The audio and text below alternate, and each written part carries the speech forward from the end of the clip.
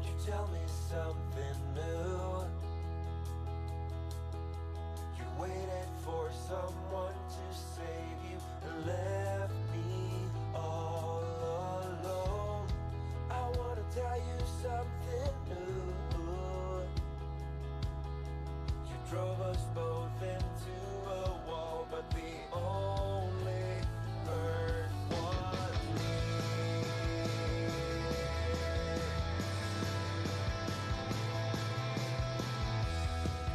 It's the longest night of my life, and the longest goodbye I've cried. I drive away into the night, and I contemplate for a while. When you love someone, you just can't stop. Spin the wheels until they drop. Don't you wish I would have been someone else? I wanna feel your death without making a mess. And you, won't you tell me something new? You waited for someone to save you and left me all alone. I wanna tell you something new.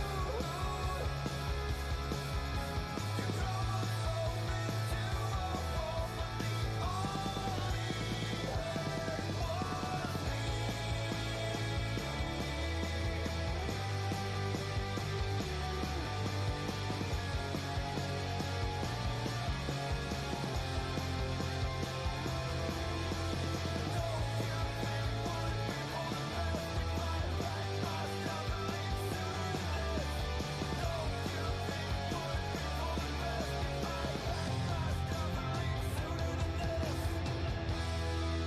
The most humble possible way, and the strongest way I can say, I wish you all the best I can. Then I stop myself for a while. I'm saying things I don't believe. The panics rising up in me. You, won't you tell me something new? You waited for someone to save you and left me all alone. I wanna tell you something new. You drove us both into a wall, but the only hurt was me.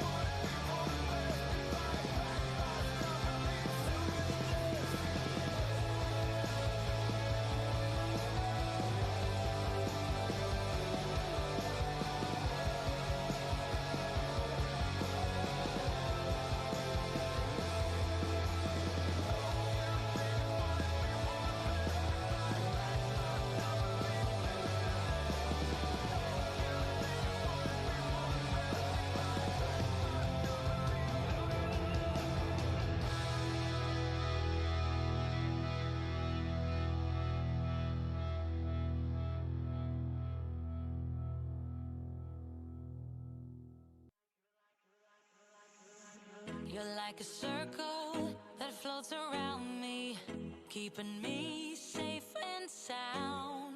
And when I fall, you tied a rope to me. You're blessing me every day. I was down with an illusion, like a sparrow with broken wings.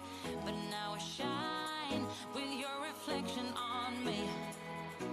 I'm getting back up on my feet. That you showed up was written in my palm. You are a statement, explode like a bomb. I get to push myself to victory. You make me winner. You got me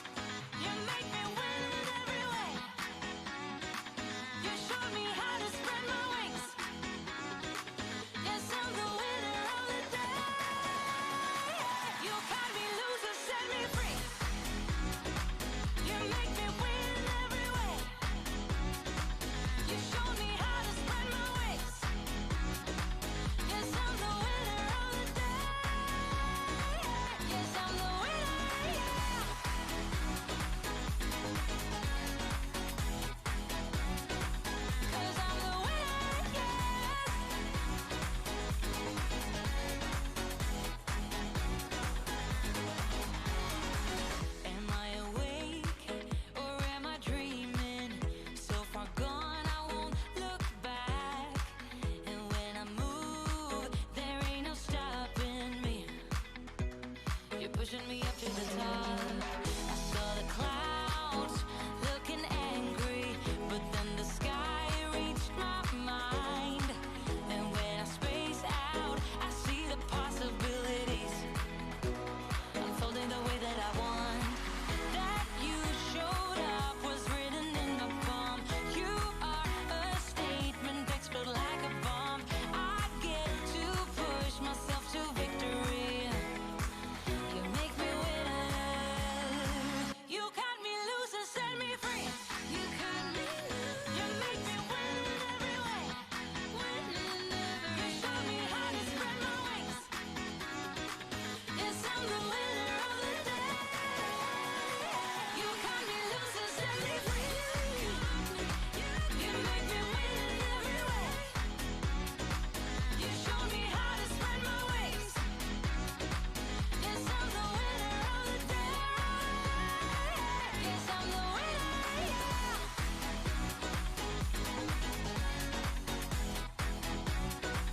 Cause I'm the winner, yes.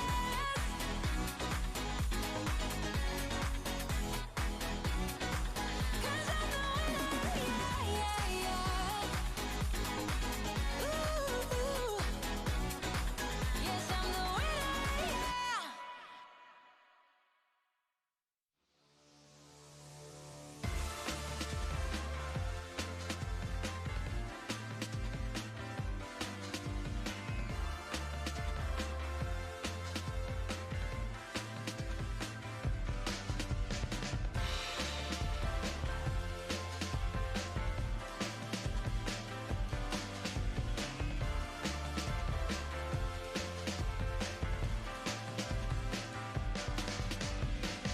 Wait a minute, let me explain. Cause I know the exit for all your pain. There is hope in a brand new day. You have to trust me, there's still a way. When the storm keeps rising up, when the storm keeps rising up, I come back for you. And when you think all time is up, when you think all time is up, I come back for you. I know what you've been waiting for. I know what you've been waiting for. I come back for you. And I know what I'm gonna do. Yeah, I know what I'm gonna do. I come back for you. I see it coming, the second wind. I hear the drumming, the heart within. It's coming closer, it's in the air. I heard the calling, you felt the flare. When the storm keeps rising up, when the storm keeps rising up, I come back for you. When you think all time is up, when you think all time is up, I come back for you. I know what you've been waiting for. I know what you've been waiting for. I come back for you. And I know what I'm gonna do. Yeah, I know what I'm gonna do. I come back for you. Ladies and gentlemen, welcome to what I hope is the 5th Co-op Clash presented by Premier Gaming. My name is TJ. I seem to be all alone today, but that's okay, because I know that I'm the person that matters anyway. We have two groups of intense chess rush action still to go. I was talking to some friends during the week, and they said, "Wait, what's that game you've been playing a lot of, Chess Rush?" I can never say it, it's a tongue twister. And ever since then, I've struggled to say the words Chess Rush. Never did before, but the second somebody pointed it out to me, I realised that Chess Rush is indeed a tongue twister. We have two groups of action today. We'll start with Group A, colloquially known as the Academy Group. This is kind of open admission, standard ELO. Then we'll move on to Group B. Those are the teams that won repeatedly in Group A, did very well, and therefore are in the beautiful group to keep with the pattern. Group A for Academy, Group B for Beautiful. Either way, you'll be playing 2 games. The first game and the second game both add up for points. Then you walk away with the points and apply them to your win record. And the team with the most points wins. You get... Oh god, let me triple check this because I wrote it down last week and almost got myself in trouble. And I, don't want to live in a world where I'm wrong again.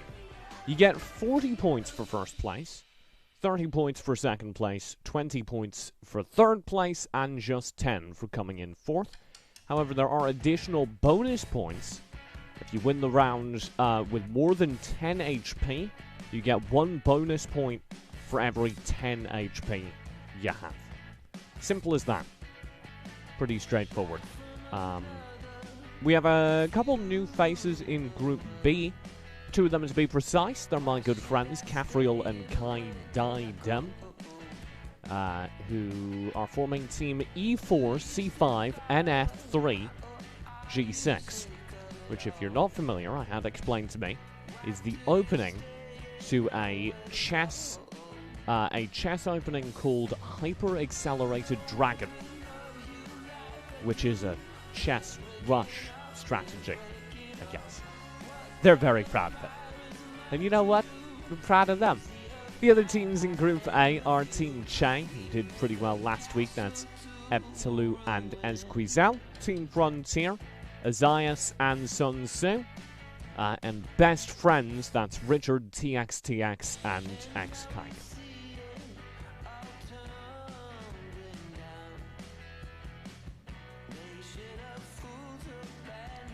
I'll be interested to see how all of the teams perform off of the last week, because even within those individual teams, we have players swapping around, which is exciting.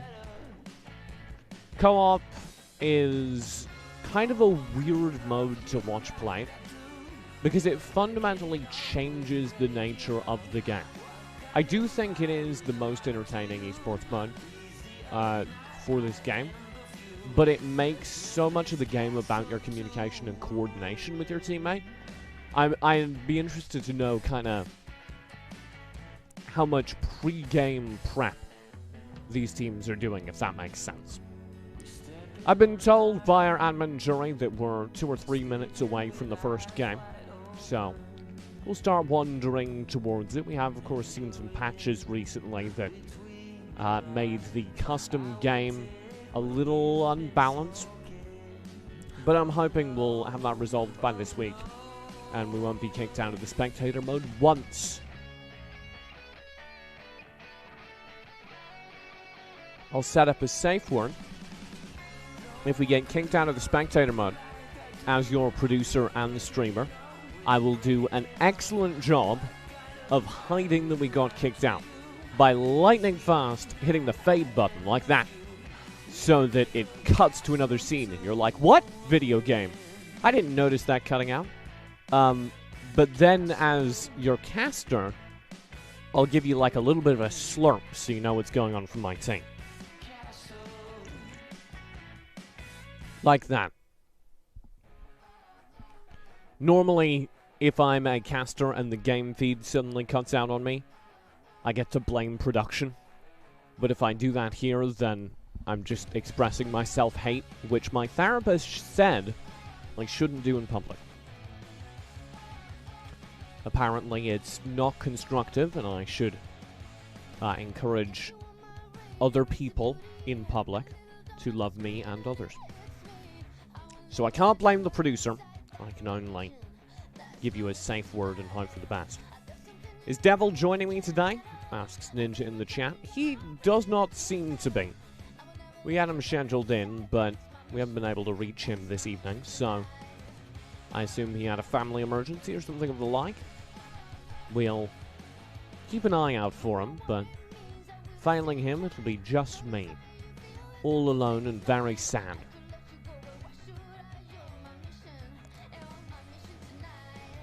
Aha! sad no longer, as we seem to have gotten the game start. I hit the button, so we'll be loading in. And you can tell we've loaded in by the graceful, majestic sounds of a Goblin Rider. Let's take a look at the comps right off the bat. Double Goblin Rider, fun fact. Couple of cyborgs. No one going full cyborg, which is interesting to me. I know kind of the motto is never go full cyborg, but if you can get away with it, it's real good. Oh, what's that? Cafriel already on 3 Hunter. That's getting... Oh, it's not even getting past to him. He's just running that. That's very cool. 3 Hunter on Kaidum with the pass as well. Fun little bit of teamwork from the chess boys. We do have some substitutes. Team Frontier couldn't make it today. So Dark Magic and Warrior are in their stead. That will be Team Warrior Supreme. Which, fun fact, is a meal you can get at your local McDonald's. Does that fit? Barely. You're pushing the limits there, Warrior. It barely fit. It's right up there against the scorecard. If it was if his name started with anything other than a W, it wouldn't fit. 2 goblins.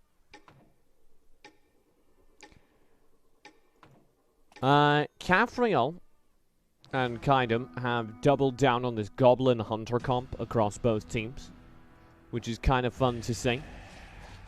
The Warrior Dark Magic team have their Hunters in the back lines, with some beasts alongside it. Lots of Hunters across the board, which is exciting to see. Elliptio is leaning towards Undead, though he's lost his first round. I want to take a look at that Team Che comp once we've reset. What is going on here? 4x Undead right off the bat. That's going to give them, I think, a grand total of 50 armor reduction. Double check, I'm right. So both these sides have 50 armor reduction, which is really exciting. Down here for the best friends, Cake is going with 4 Warrior. Beast comp furry buff, just kind of ancillary buffs. While Richard's benefiting from much less, it seems, on his screen.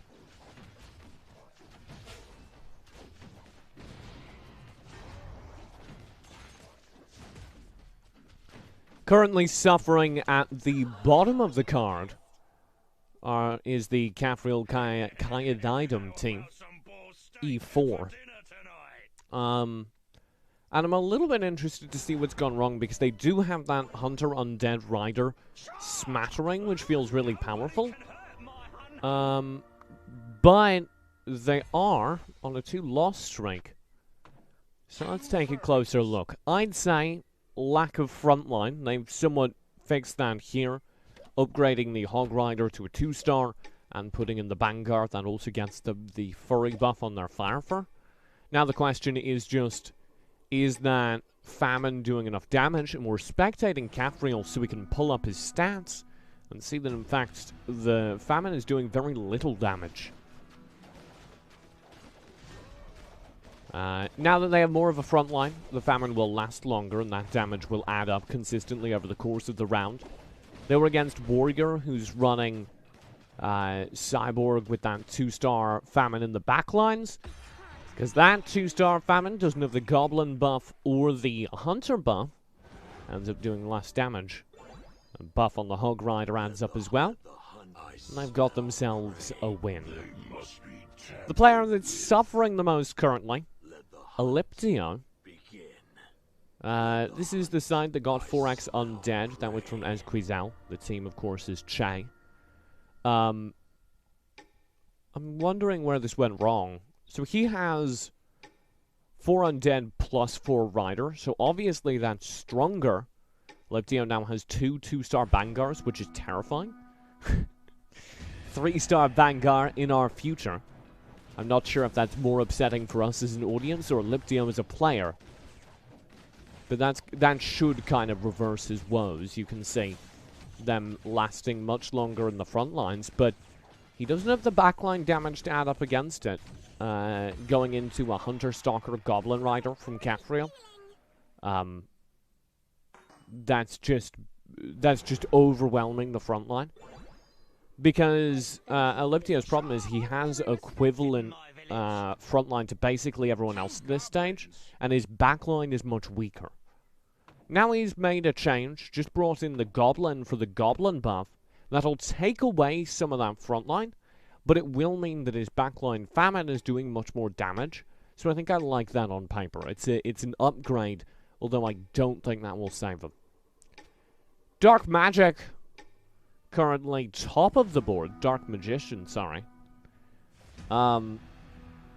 This is just really solid. 3 Warrior, 3 Hunter, 2 Undead, 2 Furry, 2 Beast. What more could you ask for in an early game? Maybe a couple of 2-stars? Well, you'll be interested to know Dark Magician is a 2-star Ice Tusk and a 2-star Hog Rider and a 2-star Famine. The dude's killing it right now. Still got a 2-star Hog Rider and a 2-star Goblin Rider on his bench as well.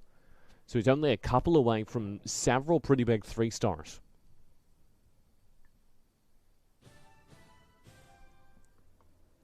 Leveling up. What's he? Is that just the Hog Rider out?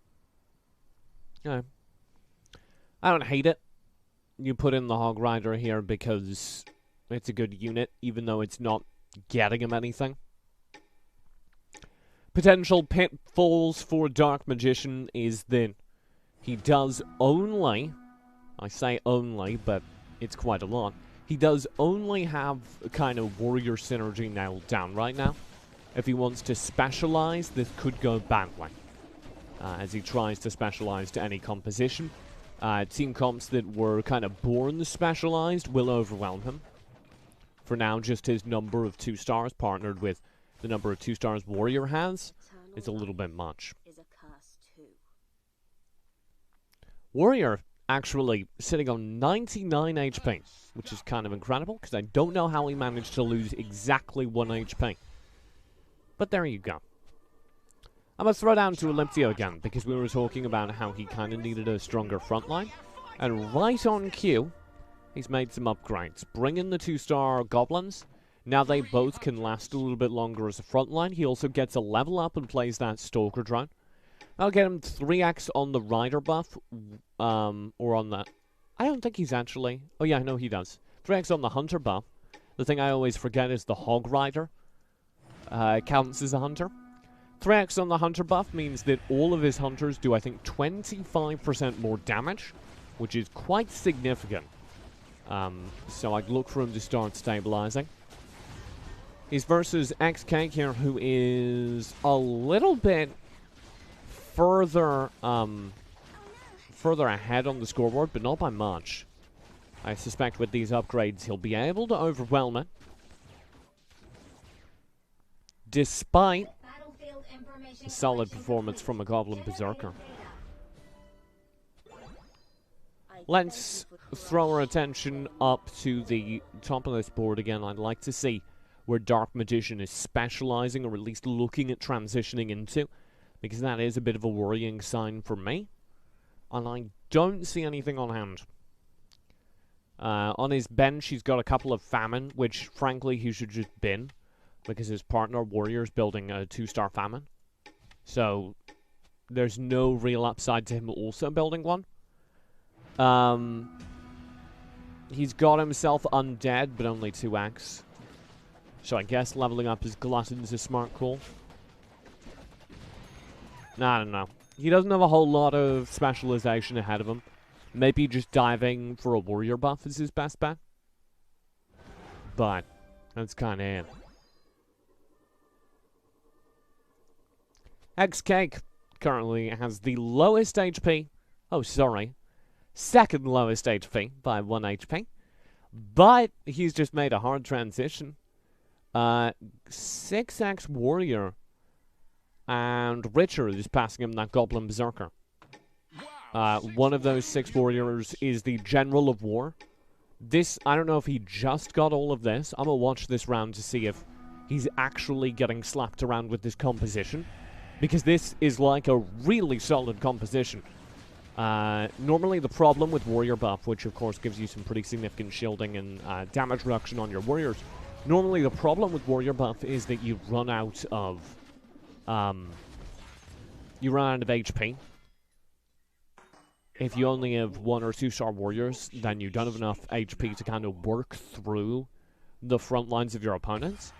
But almost all of these warriors are already 2-star. And he's got the General of War, which is all important because the General of War's AoE stun on his Light of blank. I thought they fixed that. I swear they, like, fixed the... It's Light of... I don't know, it's Light of something. Like, Conquering. Anyway. His Light of, you know, reigns in a giant AoE stun. So that kind of makes up for the lack of warrior, or the lack of backline damage from this warrior comp. This will actually be a really good round to demonstrate that, because Kai's got himself some backline damage, kind of. So when he throws out this stun, should it land, there you go. You'll see that it stuns a lot of that backline damage and creates an opportunity, were this round closer, for his front line to work through the opposing front line and get onto that back line. Those few moments where the back line isn't doing damage is a big opening for compositions like this. However, Kaidam has a pretty sick comp going for him, so he wasn't able to overcome it. That front line I was talking about is 4x on the Rider. He's got himself 4 Hunters as well. One of them's a Kraken, so Tremble in Fear. The Undead buff for that armor reduction is coming from the Famine getting passed to him by Kafriel, and the Misfortune, which is one of my favorite units in the game right now, because the Misfortune is not only undead, it's also a Warlock, which means you're getting that Warlock buff from the Goblin, which overlaps. You can have 2 Goblins, 2 Undead, and get yourself the Warlock buff, the Goblin buff, and the Undead buff. 3 buffs for 4 units is not bad at all.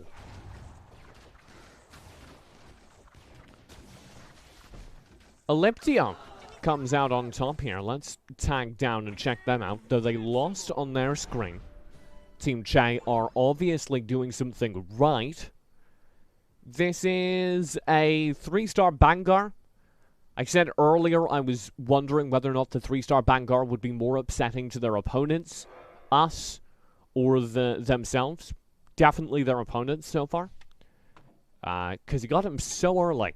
I thought it would be one of those things where you get 2 2-star Bangars and then you spend the rest of the game looking for another one. But this is round 14. And he's got himself a 3-star. That functions very well for this roster because it's got the backline Kraken. And that's kind of a additional example of what I was talking about with the General of War. The AoE stuns from the Kraken's ultimate, which you'll see in a moment here, means that it's going to be very, very hard to overpower his front line. However, you have a Kraken of your own, as Warrior does. You have a solid shot of it. At that point, it's just a battle of who's doing more backline damage, and very few people are doing more backline damage than Warrior. If you missed it, Goblin buff, Warlock buff, 3x on the Hunters, and those Hunters have the Undead buff. From those Hunters, of course, he's got a 2-star Famine, which is nothing to sneer at. Bottom of the card, Richard has the 6 Warrior buff, 3 Assassin as a backline. Let's take a look at how it plays out, because I'm curious. I was thinking about the Assassin buff the other day. This is one of those strategies that works much better in co-op than it does in solo, because if each of these players collects a couple of Assassins, the odds are combined they can get to the 3x Assassin buff, which is a pretty big power spike for any roster. Whereas if you have the assassins in your solo queue, the odds of you getting all of the assassins are infinitely lower, and the cost of getting them is higher because you're spending more time looking for them in the pool. This second place team, E4, has been doing pretty well.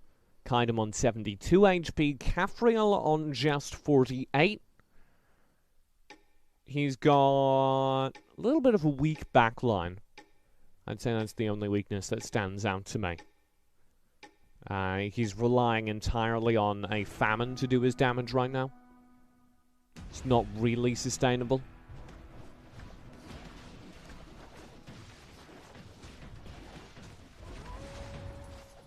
You know, it has been a while since I've done a solo cast.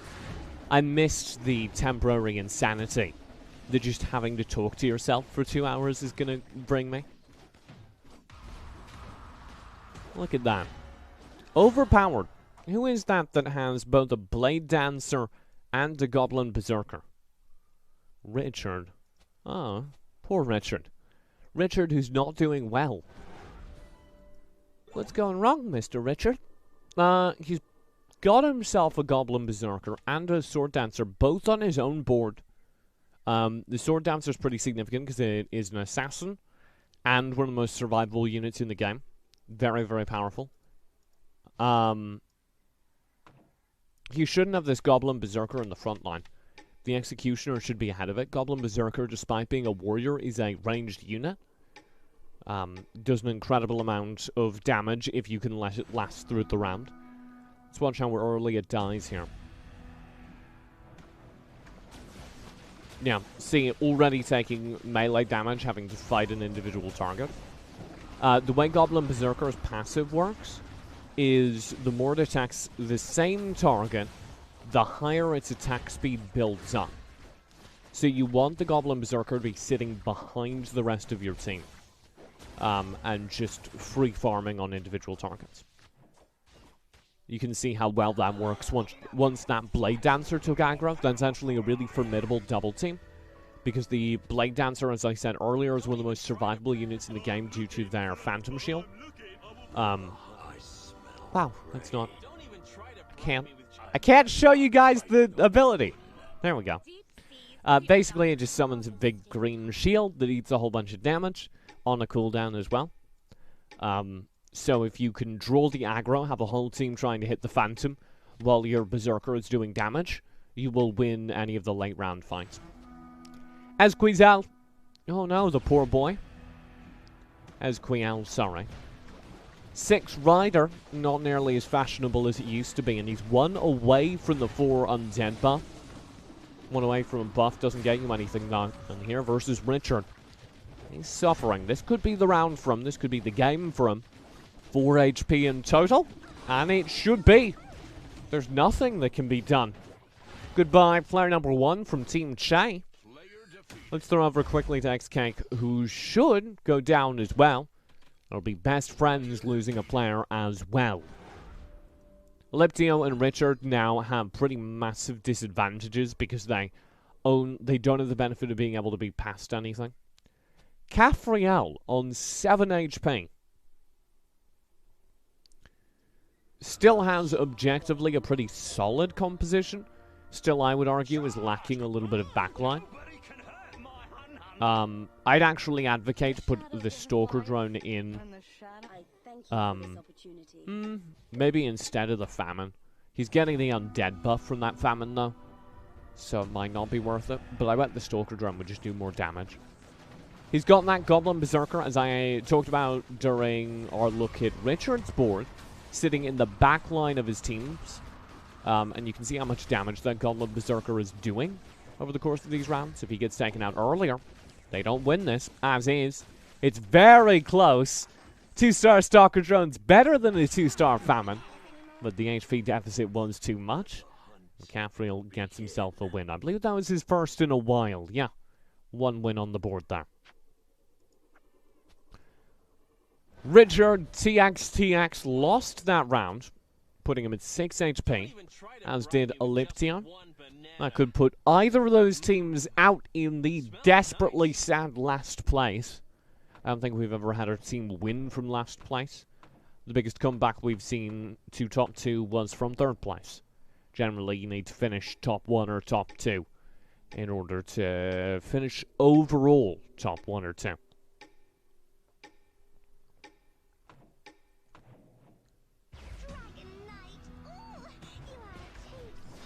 It was a water break.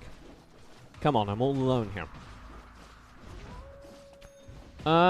So what's going wrong? He's got himself 6 warrior, 3 assassin, whole smattering of ancillary buffs, which means it's not the composition, it's the character. And there I think the problem reveals itself. Those warriors, which look so good on paper, are the 2-star furries, which are less good in practice. In particular, the werewolf, known to be a little bit on the weaker side. Where's the second human coming from? Oh, he's getting past a General of War. Only 1 star, though. I think all of his assassins are relatively weak aside from the Blade Dancer. Oh, and the RNG! He's against Dark Magician! Best player in the game currently. Good General of War stun. He'll eat 1 as well. There's Kaidam actually getting knocked out. Caphriel joins him. The first team eliminated is actually Team E4, followed by Best Friends. Elliptio loses, but somehow stays alive. So, last place is Team E4 with 10 points. Let me update the scoreboard because I'll never remember otherwise. 20 points on Best Friends, and everyone else is still in. Elliptio holds on, gets himself 2nd place. If Dark Magician and Warrior win this game, they will do so with the largest bonus point count I have literally ever seen. That would be 8. That would be... oh, God. 19 points between them. No, 18 points. I don't know if that's better or worse, but still 18 points. I can do the math. So that would be 58 points from the win. Elliptio will fall, and there you go. 58 points to Warrior Supreme as they win game number 1. That is terrifying.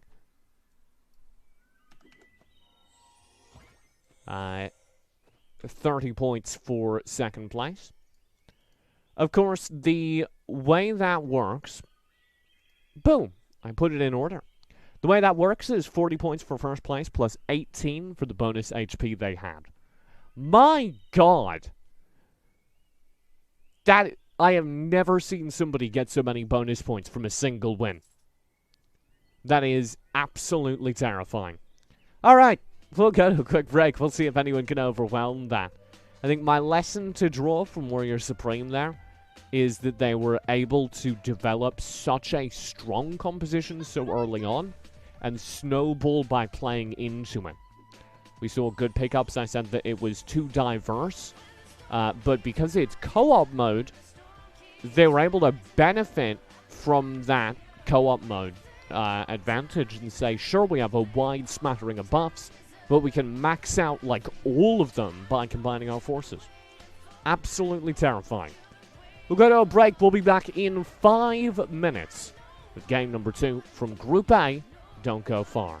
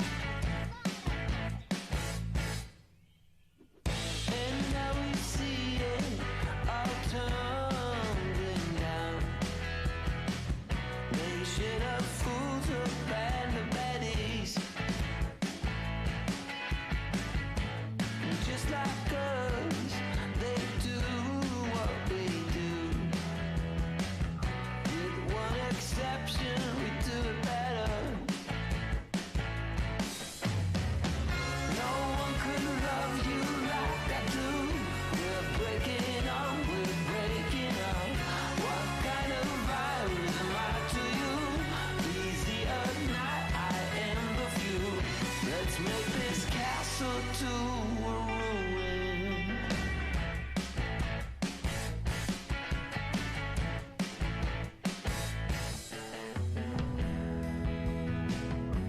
We're stepping on mine, sleeping with eyes wide open,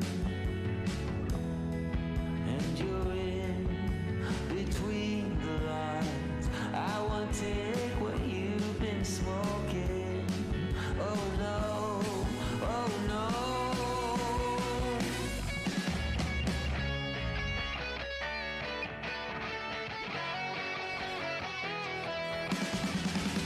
No one could love you like I do. We're breaking up, we're breaking up. What kind of virus am I to you? Easy or not, I am the few. We make a castle to a ruin. Castle, ruin. Castle.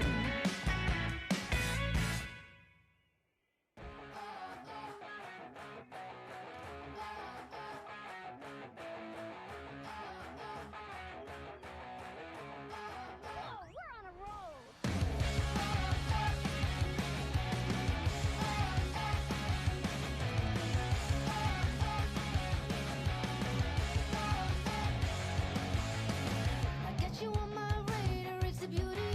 A little dot on the screen and it hits me. I will never let you out of sight. That's my mission. That's my mission tonight. There's something you really can't handle. A little charge in your heart, ready to dismantle. I will never let you out of The sight. timer's going negative. Help! I'll hide it. You didn't see anything. Welcome back to game number 2 of Group A, the Academy Group. My god, did Warrior Supreme dominate that last game. They walk away with a grand total of 57 points. I apologize to the chat, my maths were apparently 1 off. You're nothing but mine. And the sooner you're We have ourselves game 2 in a moment. As a reminder of how the rules work, it's 40 points for a win, plus 1 bonus point for every 10 HP your team has combined as they win. That's how Warrior Supreme got an impressive 57 points. You get 30 points for third. 30 points for second place, 20 for third, and 10 for fourth, as you can see represented. To be fair to Team E4, who came in 4th place, they, Best Friends, and Shay all finished within a turn of each other. It was that close. Warrior Supreme chewed up that group, spat it out. We should be getting into game number 2 in a moment. Of course, we add up the performances in both games. Theoretically, Best Friends... I'm doing the math in my head. Theoretically, I don't think E4 could win with anything less than a perfect game. However, Best Friends could win with a strong performance if Warrior Supreme go out in last. And Che could win over Warrior Supreme in 3rd place easily. And I'd need to start doing math if Warrior Supreme are in 2nd place and Che win.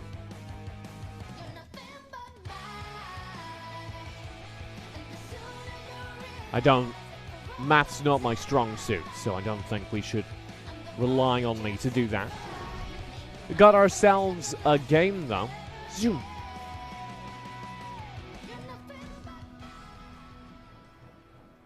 Welcome back to the Premier Gaming Co-op Clash. My name's still TJ, still all alone. I'm crying because of it. Let's talk compositions. Top of the board, we've got the old standby, the famine, seeing a lot more play in people starting compositions recently with the prevalence of the undead buff. Now that you can reasonably get the undead buff, people just play famine off the board.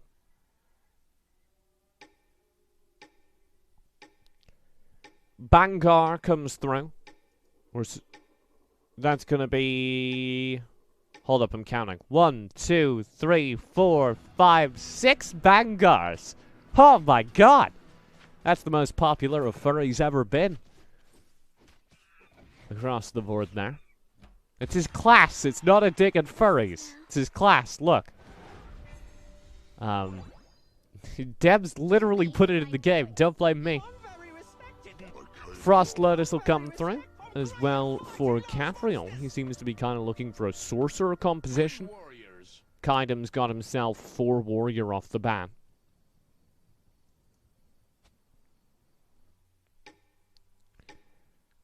This is going to be 4 warrior for Richard as well. He's got himself the benefit of the beast comp and the furry comp as well. X-Cake, sorry, has himself a 4 warrior beast and furry buff as well. Dark Magician setting himself up with hunter and warrior furry. This will be assassins for warrior. That's an upsetting sentence to say. Everyone else is going the warrior comp. And the dude called Warrior runs an assassin comp.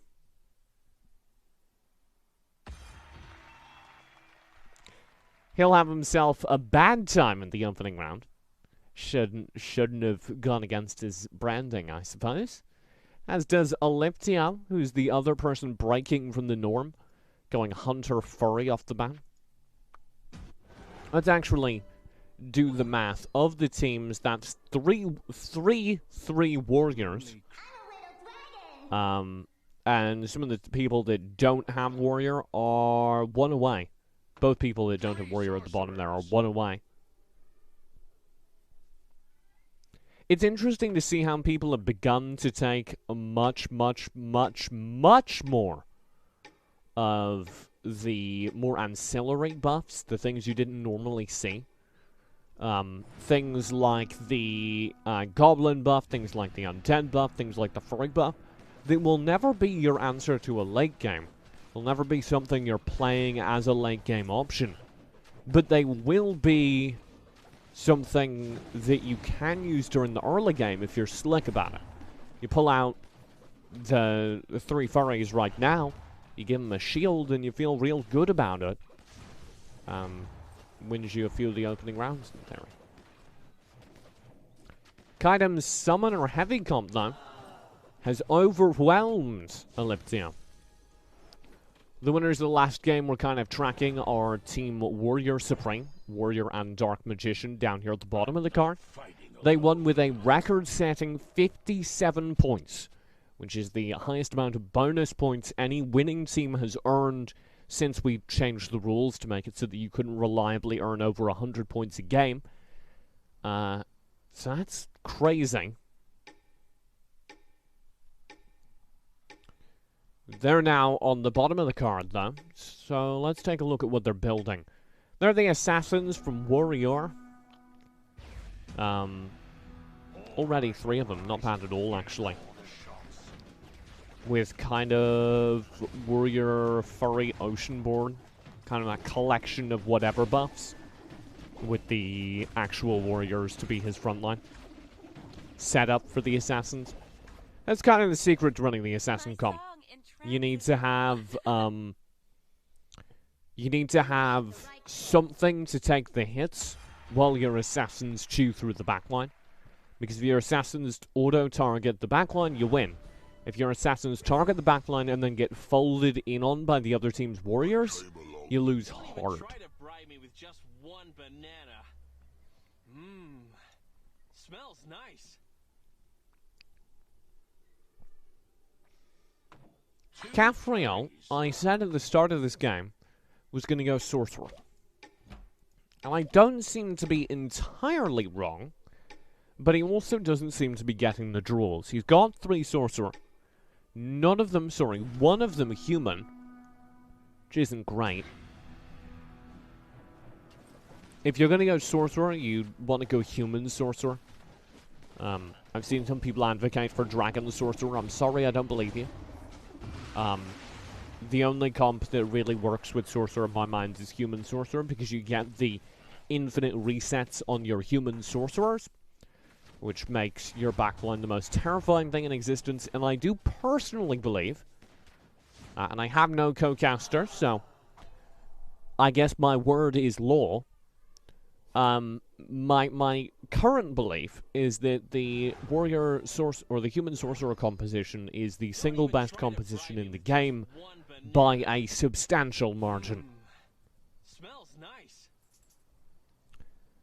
As Quiel, I don't have much to say about his composition. It's kind of bog standard for the early game, but I'd like to give a massive shout out to his avatar, because isn't that adorable?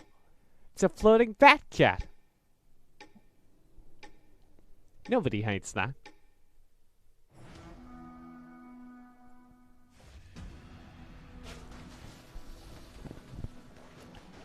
His opponent, Richard, has the beginnings of it looks like a beast comp going.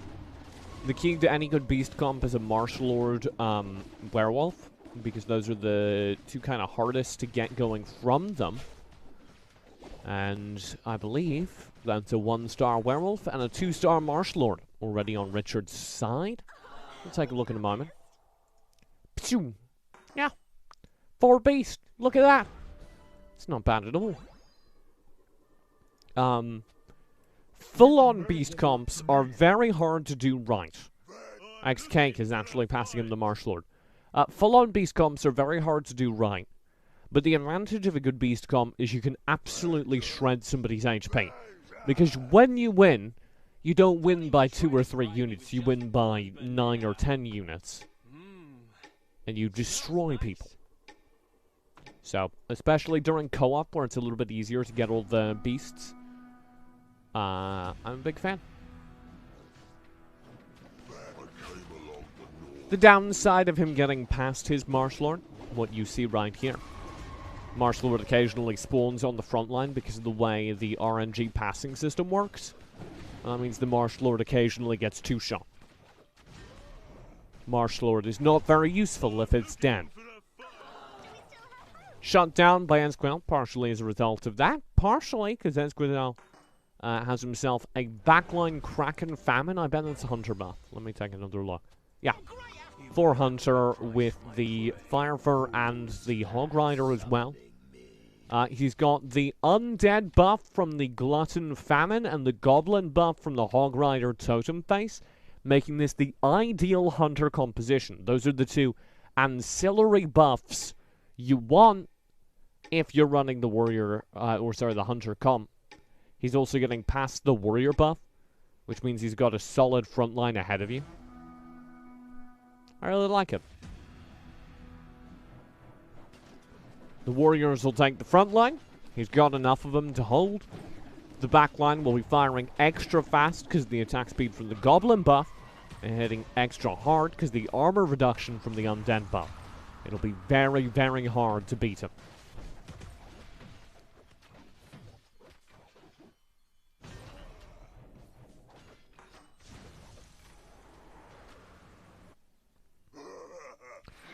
Gafriel and Kaidam on Team E4 are at the bottom of the board again. Let's take a look at what's going wrong in a moment. Oh, come on. Do it! Frost Lotus him! Drop him into a blizzard! Haha! Victory by Ty. Gafriel and his champion, absolute champ of a Frost Lotus, by the way. Do have themselves 5x on the Warrior, 3x on the Sorcerer. No double human. That's got to be very disappointing. On his bench, there's the necessary human, though. Interesting, he chooses to keep the 5 Warrior instead of playing that. Void Destruction. God help me.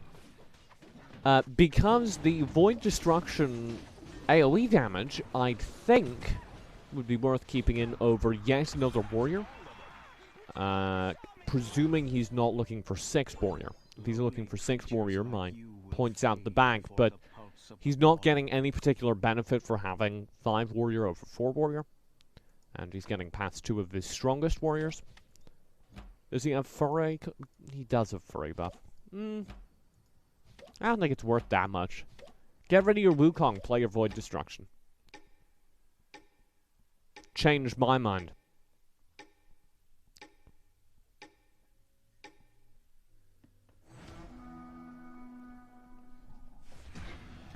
Let's see how it works against Dark Magician, who yet again is topping the charts with Warrior. Oh. This Cyborg Assassin just ate his flame caller. That's so rough. All those warriors and not one of them aggroes to protect the backline. Pretty savage defeat. Let's throw up to Warrior himself, the player, on Team Warrior Supreme.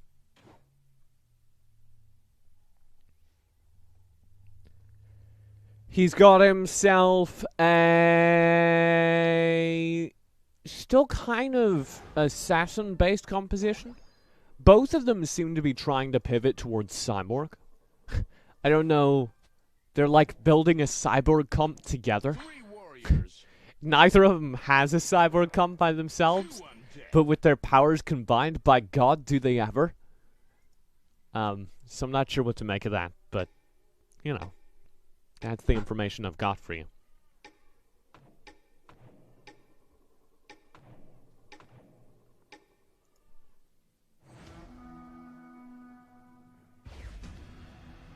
Pitfalls for this composition. Come late game, if he doesn't get it all to 3-star, it'll start struggling.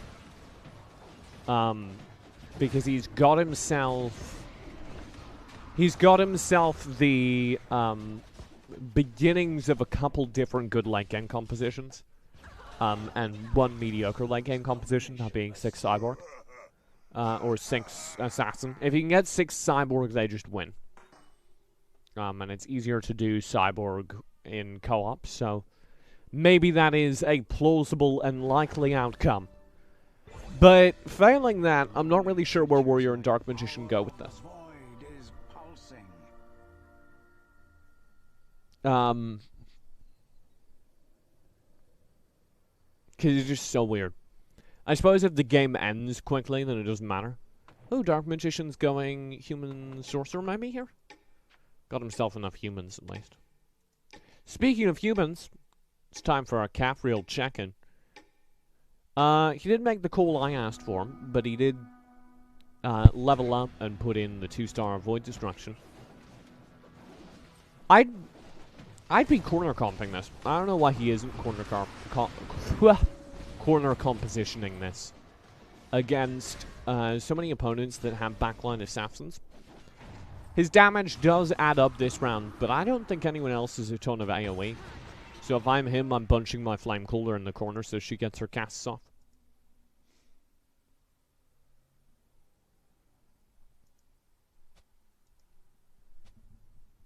Battlefield information collection complete. Generating data.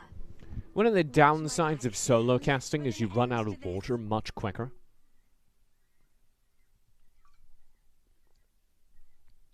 That's it. I'm out of water. Is that my fault? Yes. But, I don't know. What was I supposed to do? Get a camel pack? I didn't realize it was going to be that kind of cast. Camel pack is the specialized gear you see hikers have. It's a backpack that's just a giant water bottle, and then a tube that goes over their shoulder and you can just drink from. Basically, it's a backpack water bottle, which is incredible. And damn, I wish I had a camel pack right now, because I'm also casting this from an unair-conditioned garage in the California summer. What I'm saying is my casting is hot.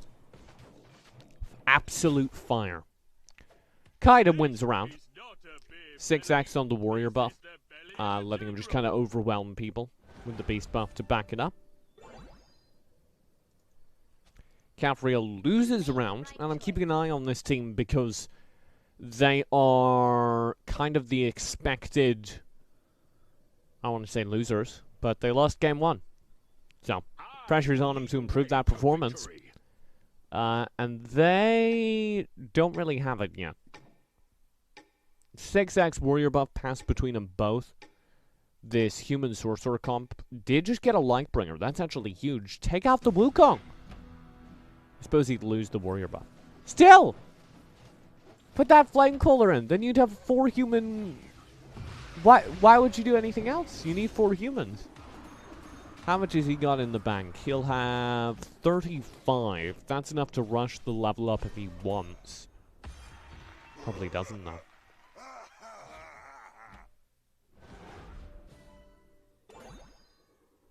I'm just trying to work through this. He just needs to have 4 humans in my opinion. Takes out the Ice Tusk. Makes some trades. Goes for 6 Sorcerer. What a play. Okay. I was gonna say make 1 or 2 changes. Full on 6 Sorcerer, 4x on the human now that he plays the Dragoon. This is massive shift in strategy. We'll see if it works out. You're going to see all of those humans generating much more mana and recasting their abilities much faster. Here come the Sorcerer casts. Lightbringer through. My god, even with the stun, that is terrifying. Goodbye, Richard. Richard's been doing relatively well. Caphriel has hit the end game performance. That's not how I normally see a Sorcerer comp built. I'm in the mood for some barbecue. But he got there. Let's take a look at this top of the board. I said Warrior was going to struggle because he didn't have an obvious end game for his composition. I hold to that. He's just leveling up the assassins now. Maybe Demon Punisher? What? What are you doing, fam? Demon Punisher, Cyborg, 3 Assassin. This is just a mess. Maybe a mess that works because he's just got a ton of 2 stars, but if this game goes long, having a ton of 2 stars isn't enough to win it for you. During the early and mid game, just having more stars than your opponent is enough to win you rounds, but once you get to the mid game, that composition starts to matter a ton.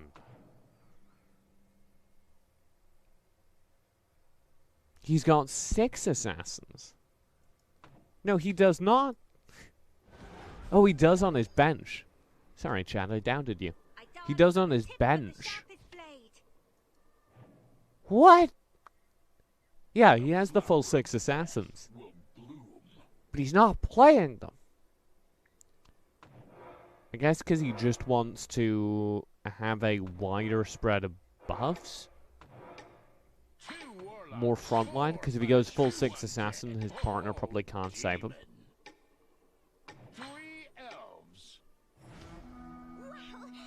I like his diversity of buffs.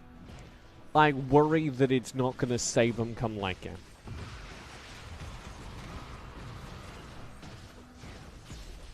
No, he has a Blade Dancer. Right in the midst of it all. Huh. Alright, well, it's all a moot point. Warrior's weird composition won't matter if nobody lasts long enough to call him on it. And it does seem like we may be heading for that world. Round 18. Multiple teams very low on HP. X-Cake down to just 14. Caphriel and Kaidam of Team E4 at the very bottom of the card again. 20 HP apiece.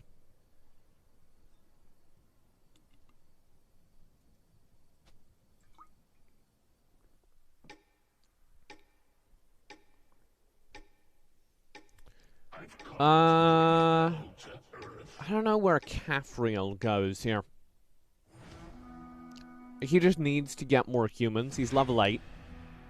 But he doesn't have the economy to roll a ton. What does he need? 2 more humans. He needs a General of War and... I'm missing something. He needs a General of War and... Oh, I'll just check. Oh, a werewolf, of course. Or a Templar. But a werewolf. I was There was one early game human he didn't have, and I couldn't put my finger on it, but of course it's the werewolf. Because the werewolf is one of the most highly sought after units. It fits into beast comp, fits into human comp. Everyone likes werewolves. And there's a 2-star werewolf on Richard. There's a 2-star werewolf for Dark Magician. Everyone builds werewolves. And that means there are none left for the good, honest people. If Kaidem was a nice teammate, he would be passing that werewolf as soon as Kafriel gets a General of War, which has got to be in his pool sometime. You gotta get a good roll sometime, right? 7 HP on XK, so let's draw the attention to him. Let's chat. 6 Warrior. Okay. And then everything else is kind of ancillary. Doesn't have a strong secondary buff, and he's only got 2 stars on relatively weak starting units as his frontline. You've made the right choice. Warlock. Yeah, I don't know. I don't see where that goes. What's this Kraken? Is Kraken better of like 4 Forbidden Tomes? No. Why are you putting your Kraken in the front line? What's this?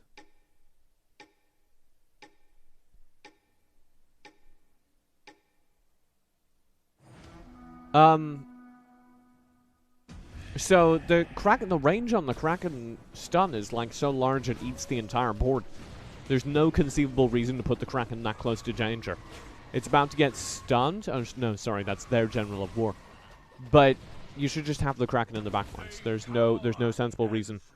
Like that stun it just ate from getting nailed by the Shakaraka would have been safe from.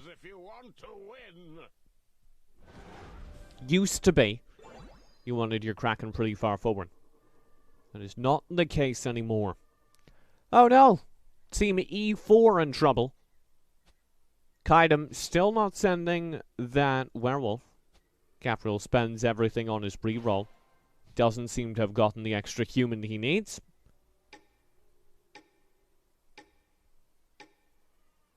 You might feel a slight let me. 3-star Frost Lotus. I was trying to decide whether I'd go 3-star Frost Lotus or 2-star Lightbringer. I devalue the Frost Lotus incredibly. I think the Lightbringer is much more powerful, but I'm not sure either would have saved him. 1 HP! He's alive! He lives! Kaidem doesn't. Team E4 in by 1 HP. That's unfortunate because Kaidem died without passing him the werewolf, which is kind of why I was getting antsy about it last turn. Of course, that's a 2-star Wukong. So the 2-star Wukong is a better unit to be passing than a 1-star werewolf. But knowing that Kaidem's about to die, or at least is in death danger, he should have been passing the werewolf, so that Kafriel only needs 1 more human in his draw in order to get 6 human and save his game.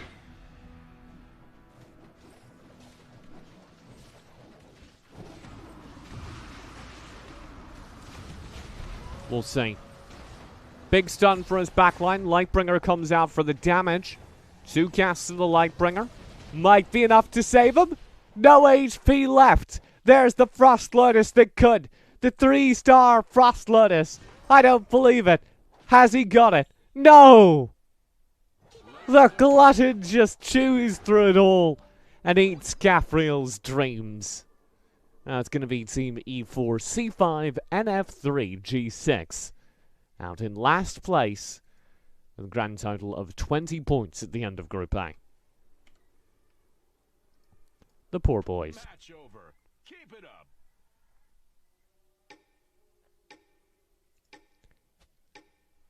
Warriors got 12 HP at the top of the card. I've been so confused by Warriors' composition all game long. Does he still have 6 Assassin on the bench? No, he sold one of them. The hissy, spitty Assassin. Chat knows what I mean. The one that does the spit. Anyway, he sold that one, so he can't go 6 Assassin. But he doesn't have anything to pivot into still. He's just kind of still relying on his high-numbered units. I don't know. It seems to be working for now. Elliptio goes down, putting Ezquiel and Team Che one player away from elimination. Who took him out? Dark Magician. Let's take a look at Dark Magician's setup. Chat says Venom. You got me. In my defense, chat knew exactly what I meant when I said the hissy spitty assassin thing. You got me. And that's what a good commentator does, is paint pictures with their words. 6x on the warrior buff. 2 warlock, 2 undead. 2 everything else. You know how it is. The 6 warriors are really solid, almost unbeatable frontline here because he's got all of the good warriors and he's got Kraken to back it up. And if you have General of War plus Kraken, maybe you grab a Shakaraka later on, but you've got your wish list. Oh, 2-star. Speaking of wish list, X-Cake on 4 HP. It's going to be 6 warrior for him as well with the Kraken, but you can see the problem. This 6 warrior is much weaker on the individual unit selection. The General of War. Okay. A 1-star General of War and a 2-star General of War. Hey, it's not actually a bad play, because you just get more stun casts. I like it. We'll see if it works out for him.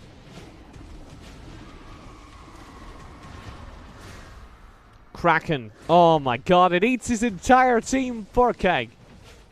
His entire team gets stunned up by the opposing Kraken, and Dark Magician's more powerful warrior comp just plows through him. And it's gonna be another team down a member. Ezquiel and Richard now both alone. That looks to be another strong victory for Warrior Supreme. They currently stand to get 45 points. No, 46 points. Should they win without losing another point of HP.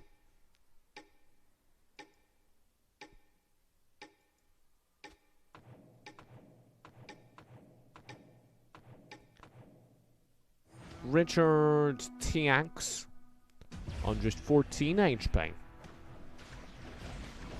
will be able to push forward and take the front line, but you can see what those assassins from Warrior are doing. He's finally unleashed them. And the assassins chew up the back line, dropping poor Richard out of the game. Ezquiel, grand total of 4 HP. Team Che, gone. I don't know if they'll be able to save themselves. Best friends are out first, though. That gives them a total of 40 points. I almost updated it to 400. Heaven help me. Should Che go out in second here, they'd have a grand total of 60 points. Should they go out in first? Improbably, though it would be. I don't think there's a way for them to win, because Dark Magician still would have... Because they wouldn't get any bonus points, that is.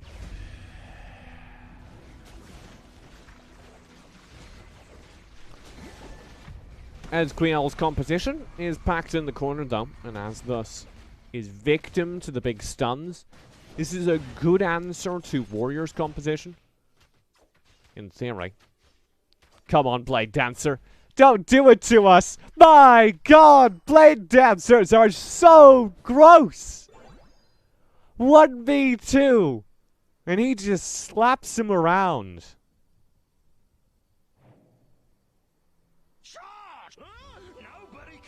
What HP remains? What are the upgrades? 3-star Goblin Rider. Not bad. Not enough to give him a win. Not enough for a reroll.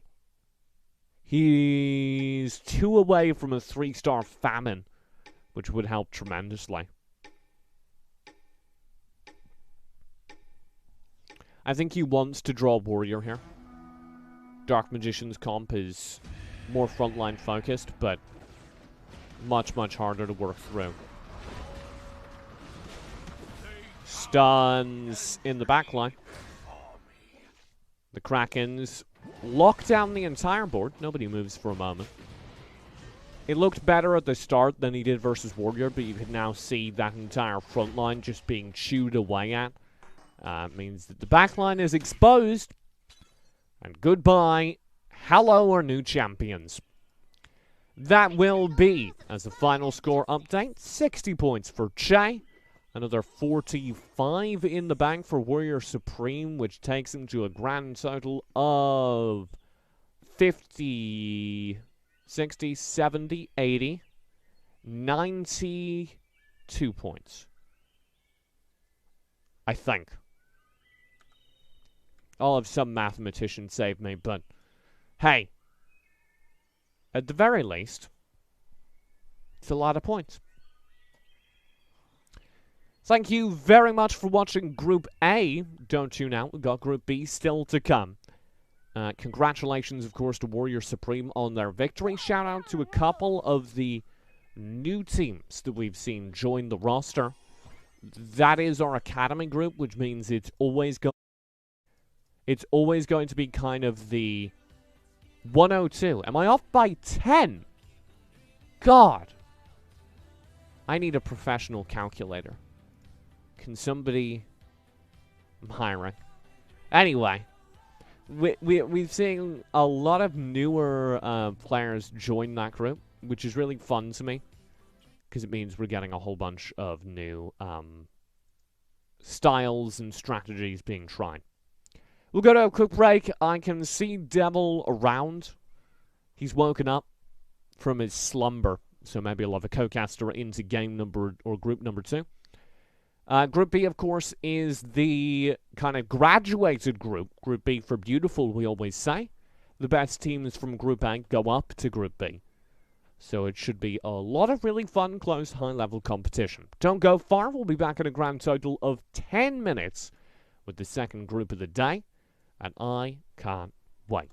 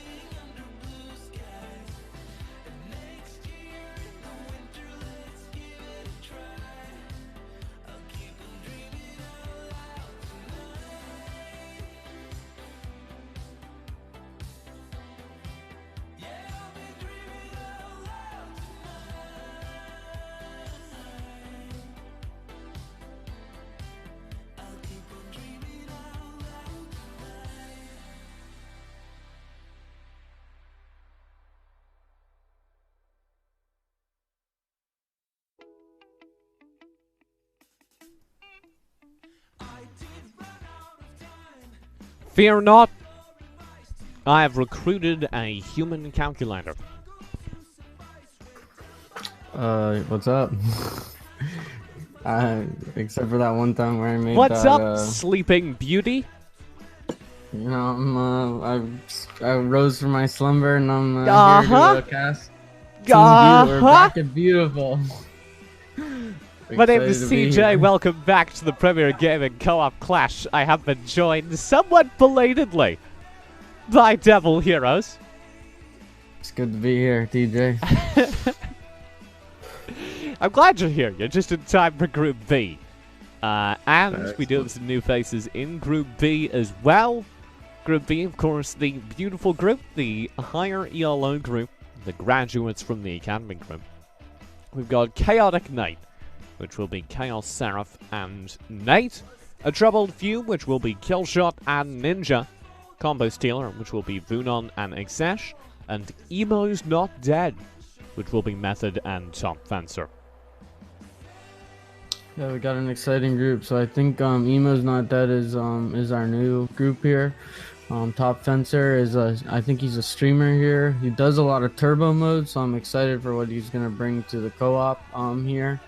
Hopefully him and Method have been practicing a little bit. I'm real excited to be here tonight and cast. I think we're gonna have a good set of games. Top Fencer was one of the top players in Arena of Valor in the North American scene. He made it to 2 regional finals. I don't think either of his teams did particularly well, but he's a great guy, and that's what counts. Oh. All right. We're Did flip-flopping. you see that Discord? Did you see that Yep. Discord message? Okay. Well, it was good to be here for a second. Looks like I'm gonna make my debut.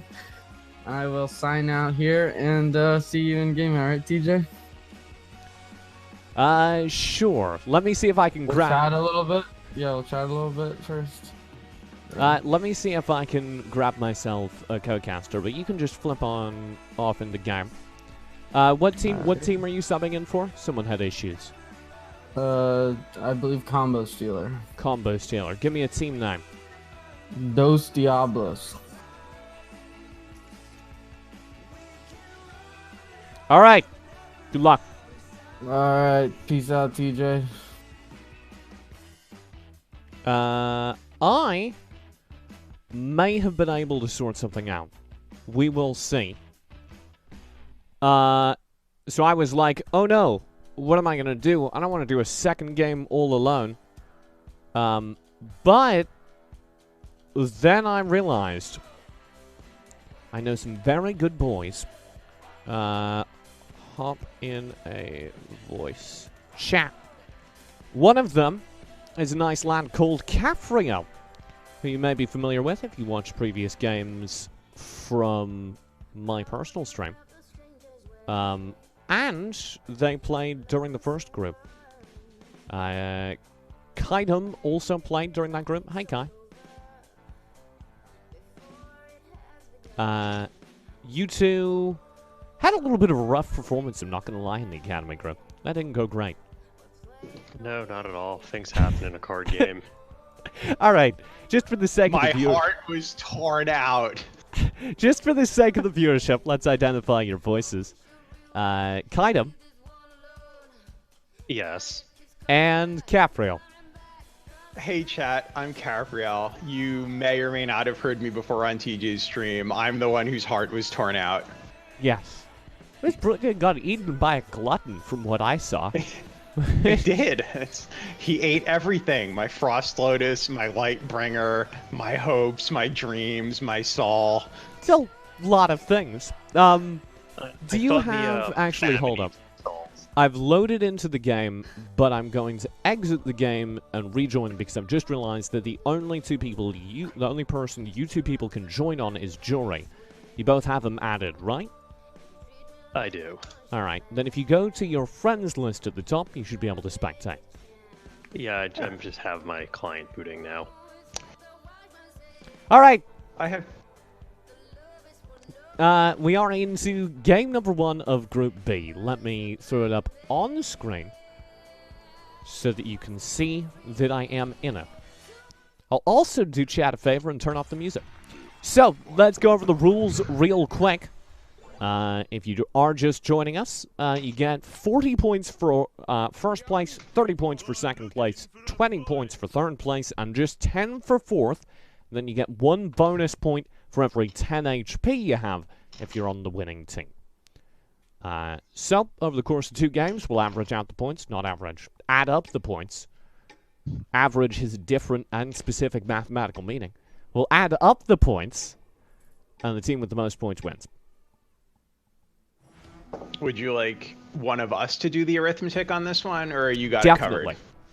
it covered? Absolutely can take care of that for you. I'll have you know I have multiple devices capable of adding numbers within arm's reach. Look, I'm broke. I can't afford a calculator. Here are your starting compositions. Top Fencer. Here, let's actually run through the team names as well. I've been all this like switching around casters. It's not my fault. Top Fencer and Method are Team Emo's Not Dead, which 10 out of 10 for team name. Team Combo Stealer has been replaced by Team Los Diablos, which is our tournament admin Jury and his best bud Devil. A Troubled Few should be iKillshot and Ninja. And then I believe we have Team Frontier, Sun Tzu, and Isaias coming in to replace Chaotic Nate. So let me update that. Anything standing out to you on the comp so far? I'm not used to playing this game by spreadsheet. Aha. And I'm watching the stream, not the observer thing, because I'm smart.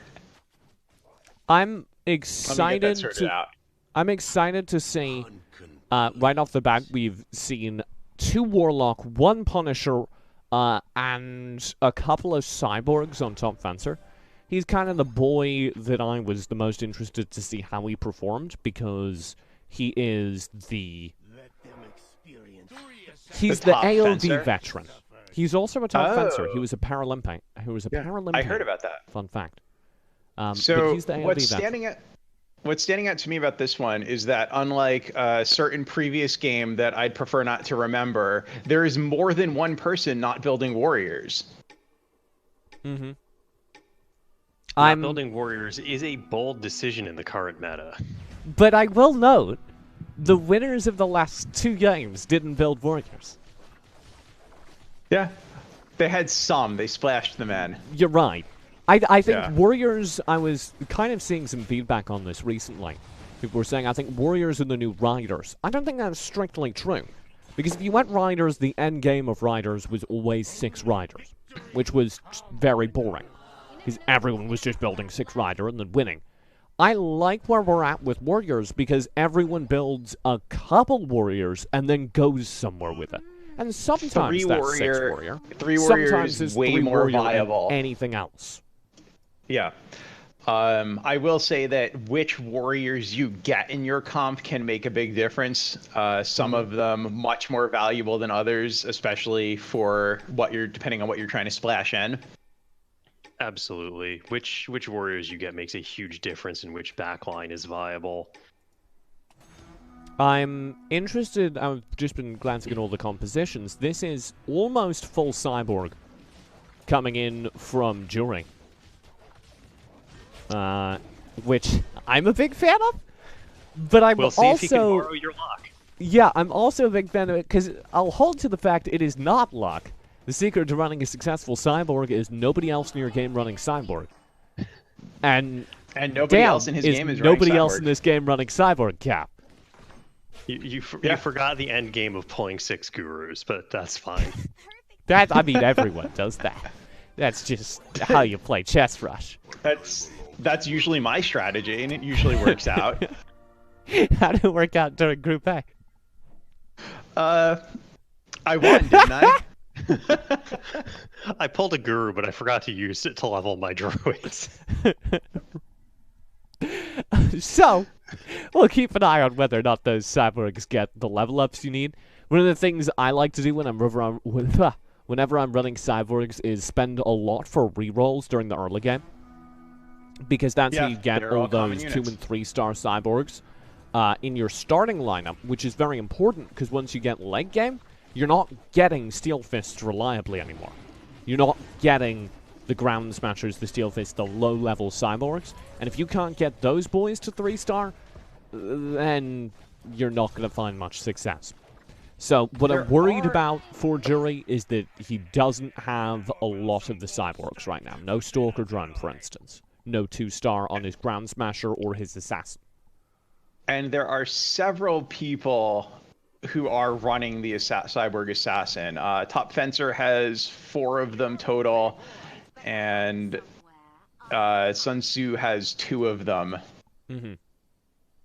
But it's only round 4, so it's a little early to be wondering about a 2-star Ground Smasher. Don't... If you're running Cyborg, you need a 2-star Ground Smasher as quickly as possible. It's true. Like, it's true. You definitely do. You are simultaneously right and wrong. Because you're right. You need to get those 2 stars really early, but also, if you don't have those 2 stars, don't believe in your Cyborg comp. I guess what I'm saying is I don't believe in Jury's Cyborg comp. So what you're saying is you wish Jury was running Cyborgs. Yeah. I think the fact... me too. The fact that he's kind of got Ryder as a pivot option is entertaining, but I'm going to be real, if he wants to commit to the Cyborg, he needs to sell a lot of things for rerolls, I think, right now. Or, alternatively, start getting rid of the Cyborgs, phasing them out for something that you could think you can more reliably rely on. Oh. Hang on, my game has crashed. I'm going to reboot it, and then maybe I'll have up-to-date information to talk about. He and his teammate both have a single warrior that they're sending each other. So if they can pick up a 3rd warrior, that might give them a different viable front line. Instead of that 2-star Ice Tusk, Devil should be sending him a 2-star Hog Rider. It's a minor difference in effectiveness, but the 2-star Hog Rider would benefit from the Rider buff. He does have a 2-star Hog Rider being sent. But it is Devil was passing him the 2-star Ice Tusk. Oh, is he passing him the Ice Tusk? Okay. Yeah. My bad. I was going to make a big deal out of it because Devil's always the boy who's like, you gotta have your passing play right. But I guess he does. I should have known better than to criticize Devil and think he's always complaining about. I can criticize him about other things though, because his HP is suffering. Let's take a look at his composition.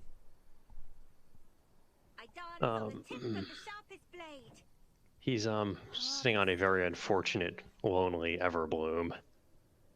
Looks like he's planning to transition into 6 elves. Yeah, he's got 2 2-star Druid beasts on the bench, 2 Witch Doctors. And I'm not sure, because if he's just keeping them around for the unit upgrades, then he should sell one of them. If he's planning on using them, then they should be on the board now, because late game Druids are like not great. Not really.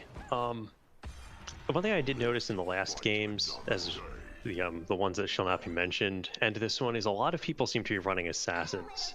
What are you talking about? This is definitely the first set of the tournament. The games where you lost did not count. A lot of people seem to be running not just assassins, but Cyborg Assassin in particular. And I have 2 theories for this. 1, significant buff to the Cyborg Assassin. 2, a lot of assassins... I'm going to say something controversial, so cover your ears if hot takes offend you. A lot of the assassins function kind of as the old Riders did, in that they are a unifying class from which there is every individual race.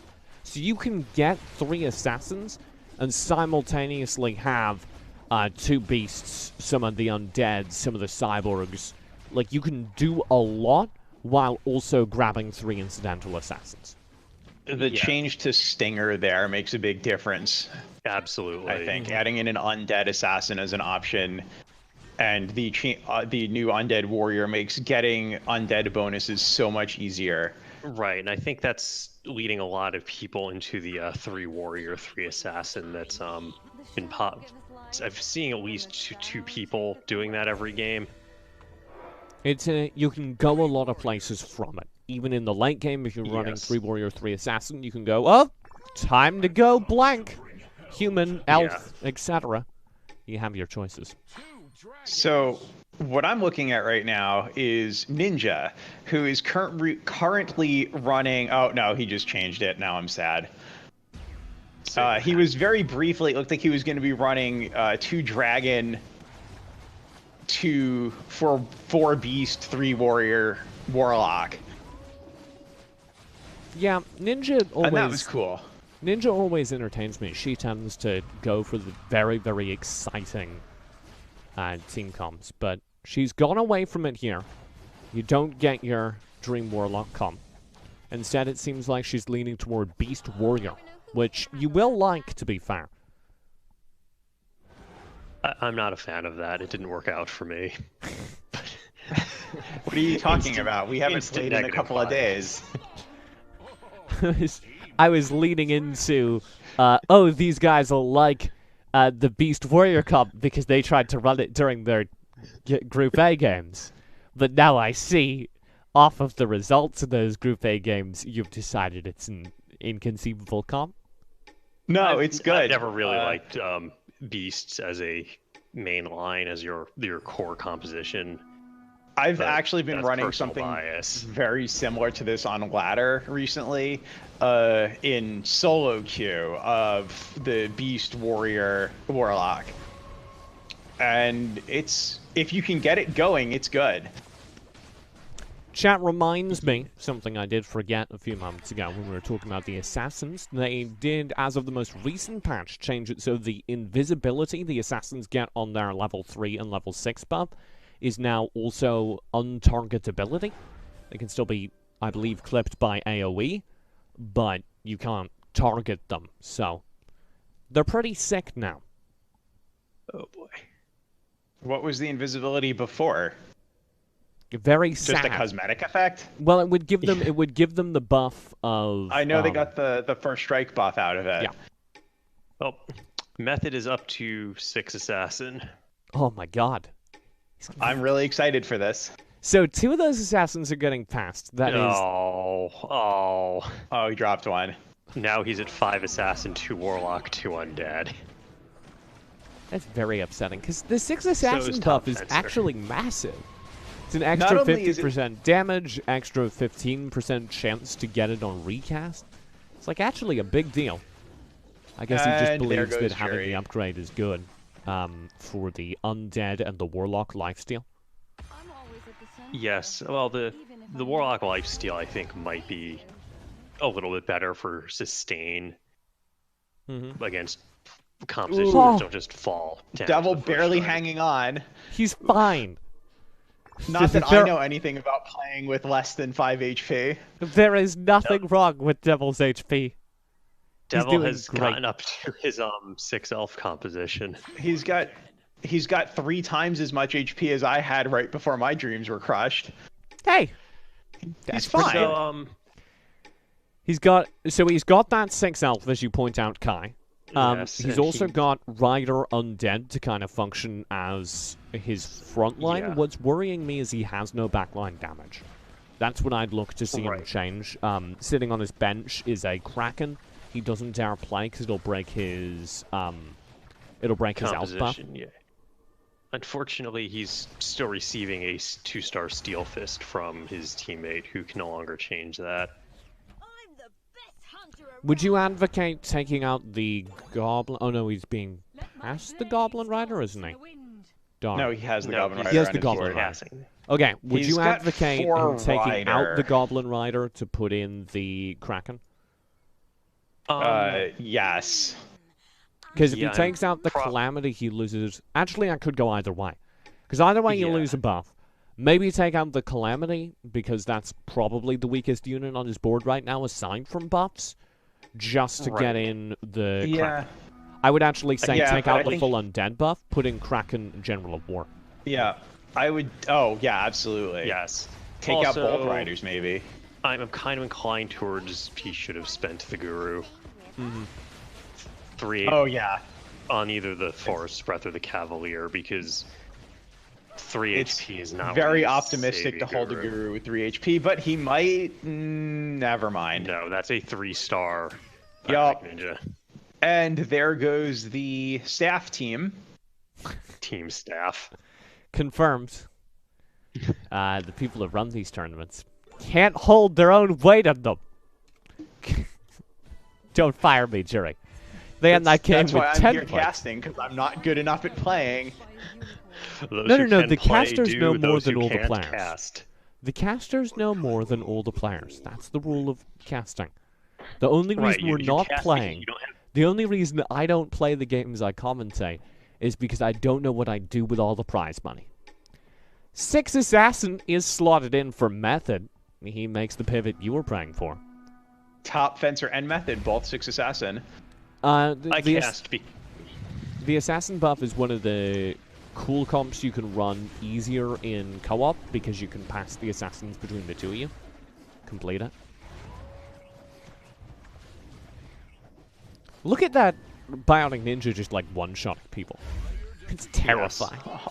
On which board? Yes. Oh, yeah. Yup. High kill Yeah, shot double- gets one shot by said Bionic Ninja.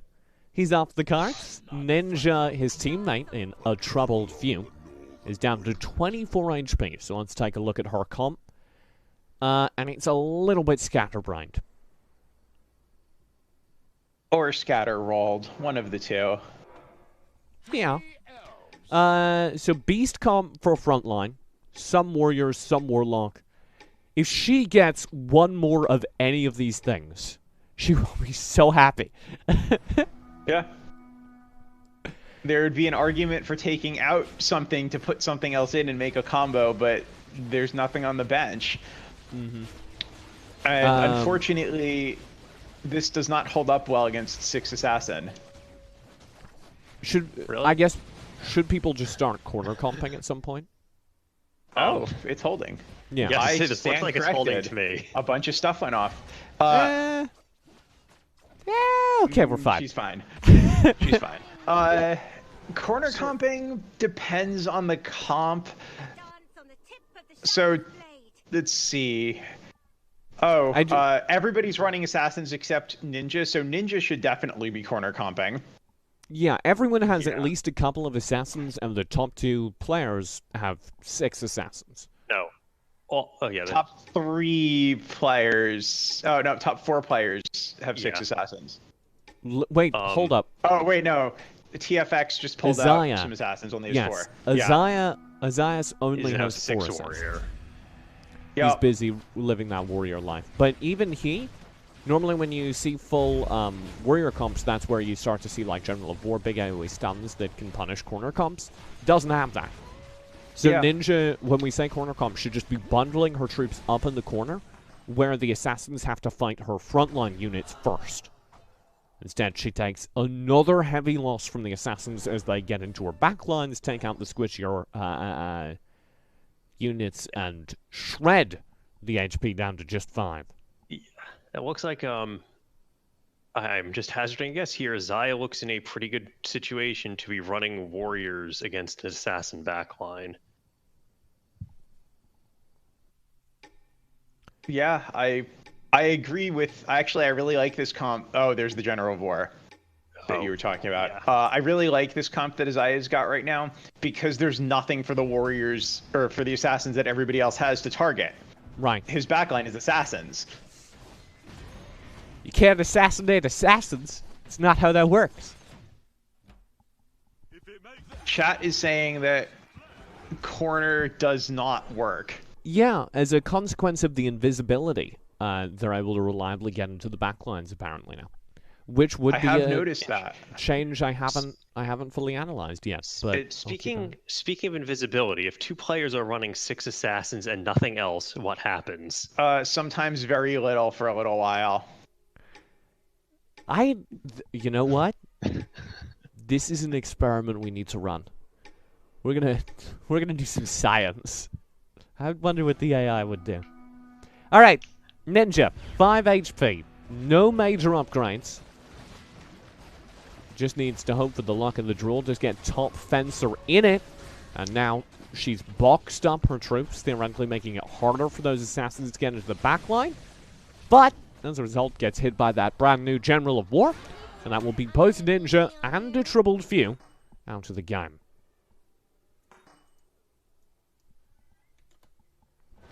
That's 20 points for the two players. Los Diablos in fourth with 10 points.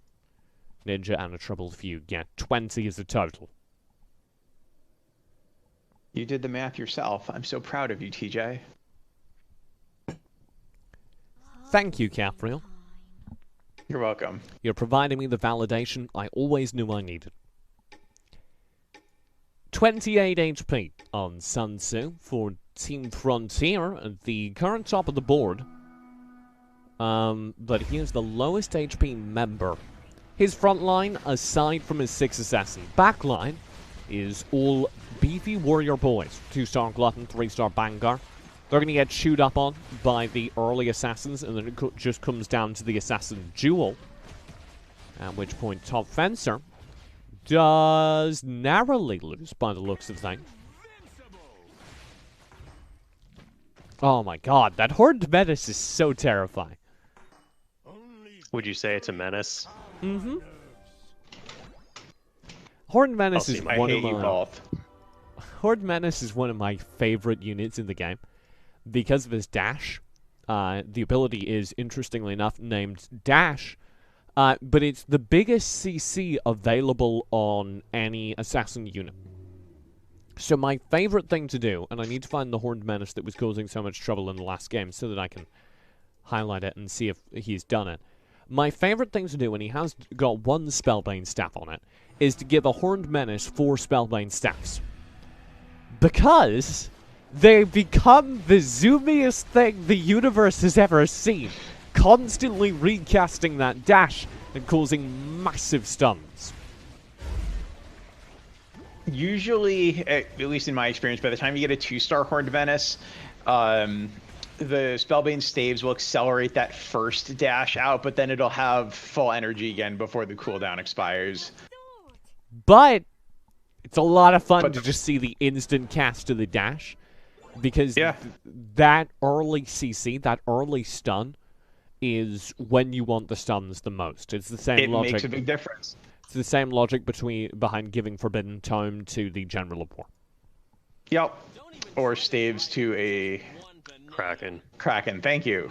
Drawing a blank, was thinking Siren because I was looking at the Siren on Methods board and wondering how effective the Confuse is when you've got 5 other assassins murdering the heck out of everything on the opponent's team. You could make an argument. I'd be interested to keep an eye on it.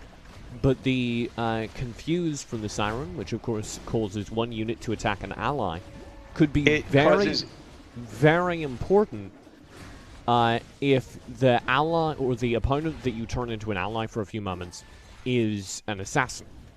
Because, like, you turn a cyborg assassin, it's no 1 HP. It's not out of the question that they, like, one-shot someone with that 1 attack, right? I will point out that the Siren actually targets everything adjacent to itself. So it can hit more than 1 enemy unit. Which can be quite good. Yeah. I'd be interested to see how it works. Especially, there's a strategy that gets passed around, and actually I've just seen it mentioned in the chat, so I'll bring it up. Where versus assassins, you put 1 unit separated from the bunch, and a whole bunch of the assassins will jump around them. 4 assassins targeting 1 unit.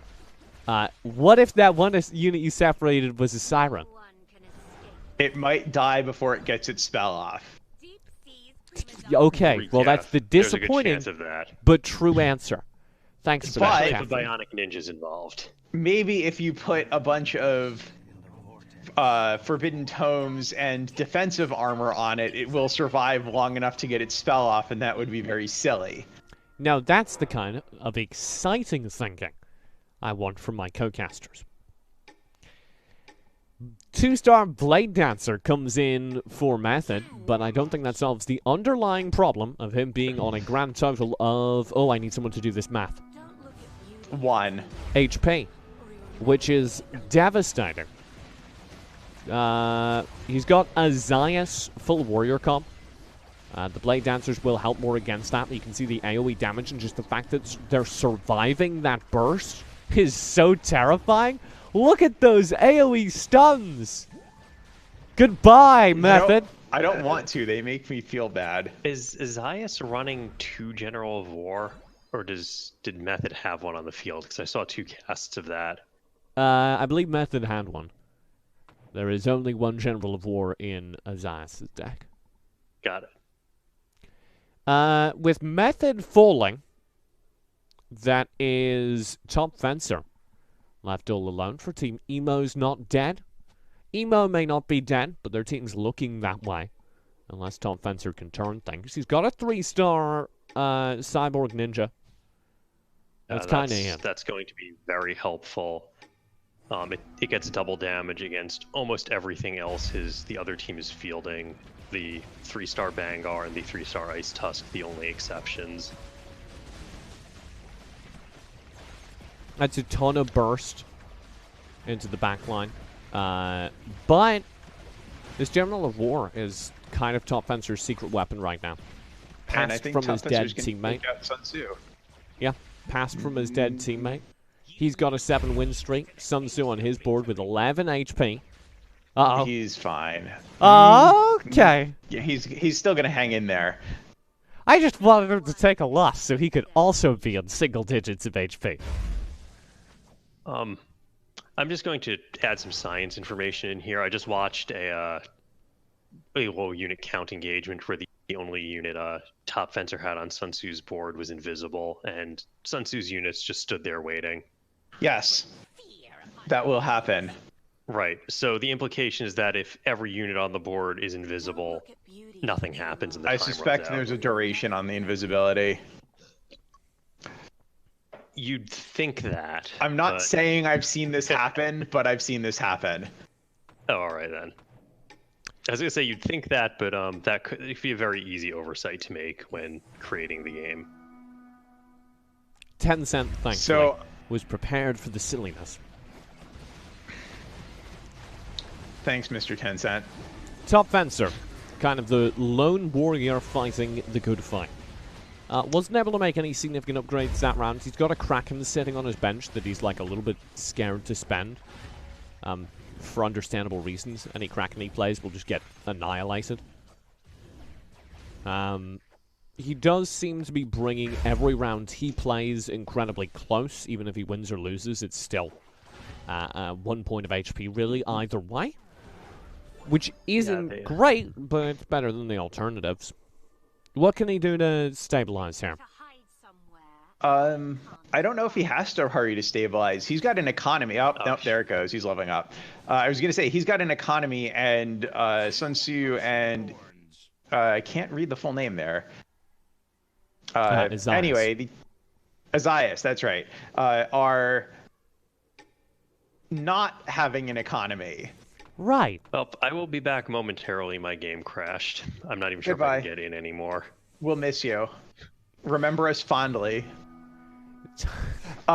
So I'm not sure if I agree with Top Fencer's decision to spend for the level there, because he wasn't losing HP. Mm-hmm. Yeah. So I'm not sure what he gains from hurrying the level here, when his biggest advantage was the ability to spend for rolls and still have gems. Yeah, especially because the thing he played with that reroll was the Kraken. Then I guess I did incorrectly. I said he's sitting that Kraken on his bench because he knows it'll get one shot. I guess I was incorrect about that because he spent all that for the level 10, played the Kraken, and it got one shot. Yeah. So and I was going to say when you first brought that up that looking at his board, one of the scariest things about trying to make any swap here against assassins is that against a bunch of assassins, or even just 2-star assassins with the bonus, a 1-star will die in one hit. I was going to say before my game crashed. I thought his best chance was to reroll to get a second Blade Dancer and then 2-star that. Yeah, he is sitting on the That Guru. was Yeah. And that level did not seem to make a difference. So I think that was a mistake, but we'll see. I suppose he might get a little bit better luck on the next round. But he has very little economy to spend with it. Sun Tzu, the player at just 11 HP, and therefore theoretically the most risk of elimination. By contrast, might have a rubbish economy, but does have a sick bench. He is 2 away from multiple 3-star upgrades.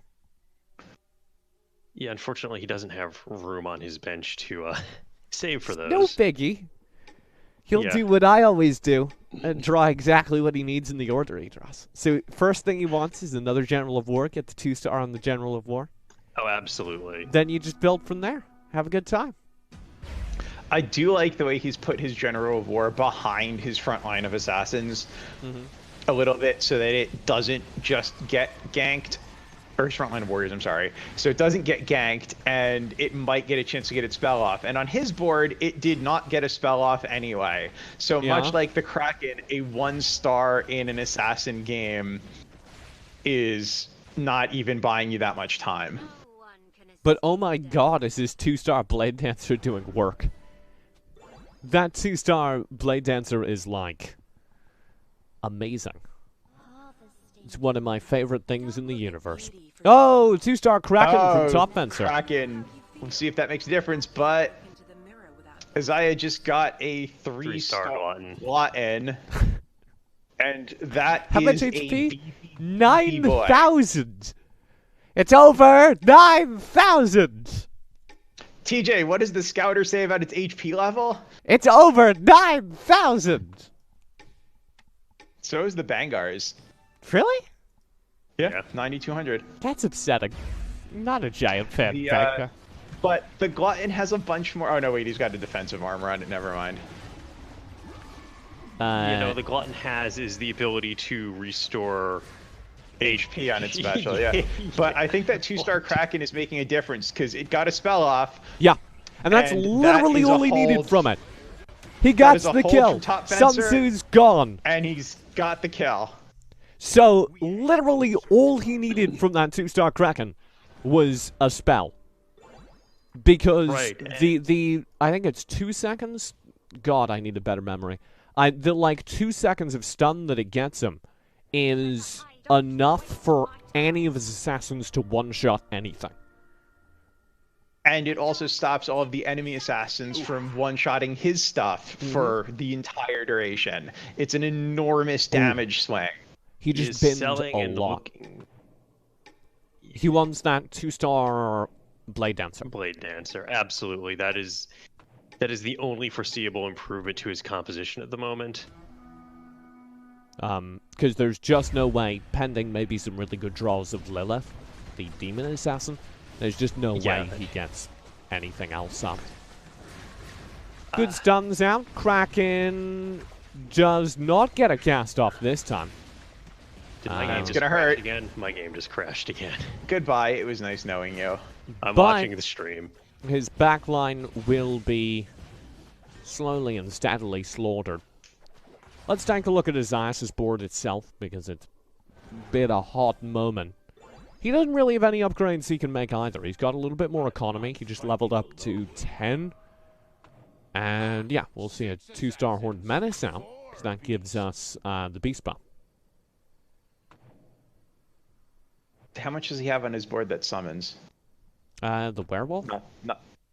Oh, he does have a werewolf. Okay, yep. So that might matter a little bit. So, I mean, don't scare the werewolf. It's like fine.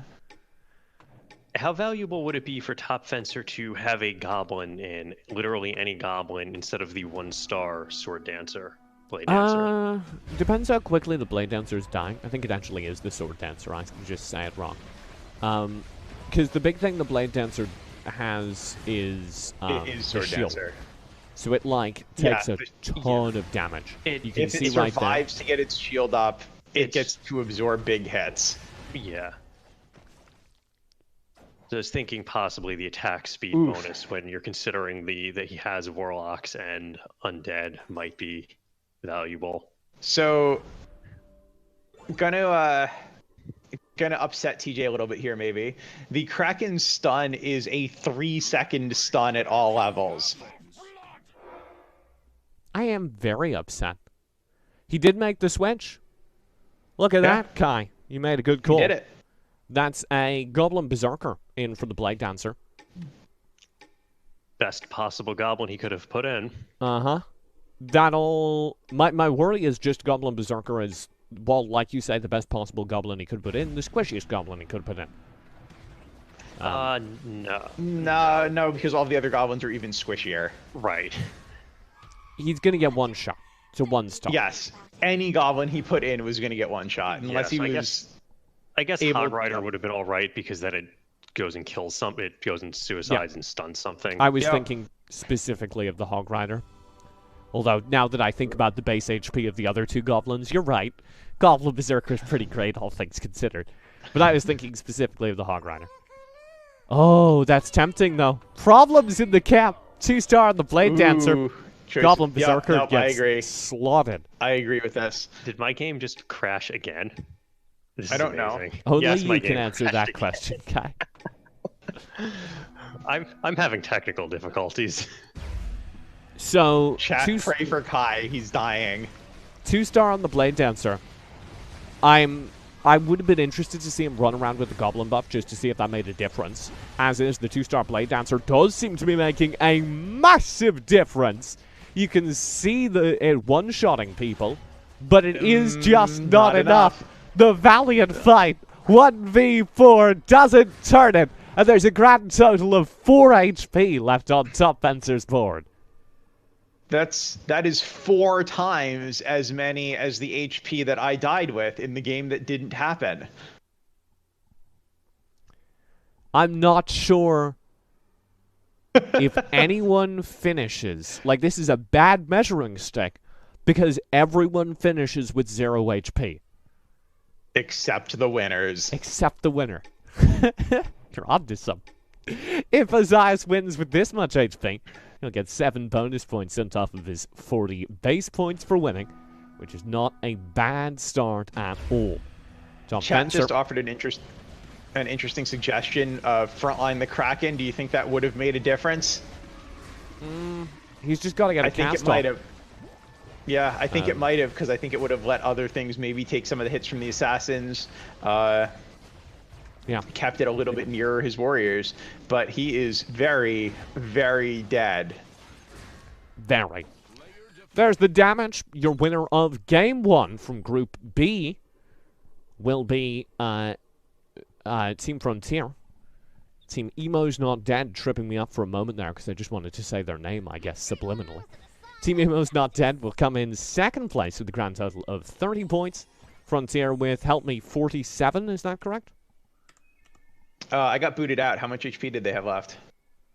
Oh god, I don't know. I think it was 70-some. 79. It was 79. There's the 79, so that is 7 bonus points if it rounds down. Yep. 49 points. 47 points. I was 47 so proud of points. myself. I was like, I could do that math. You were Don't really close, patronize me. TJ. I could just give Gold you my star the for ta- effort. I could give you the table I made, but I don't know how many points they got for each position. So. It's all right. Oh, We it's have just 30. 10, 20, 34. Okay. Let me go ahead and organize it by position on my scoreboard. We'll go to a quick break in about 5 minutes. We'll come back for game number 2 of Group B. With just 7 bonus points, Untroubled Few or Emo's Not Dead are still in with a solid shot. Los Diablos would need to win with a overwhelming score and put Frontier out in last place in order to turn something round. Don't go far. We'll be right back after this. There's still a way. When the storm keeps rising up, when the storm keeps rising up, I come back for you. And when you think all time is up, when you think all time is up, I come back for you. I know what you've been waiting for. I know what you've been waiting for. I come back for you. And I know what I'm gonna do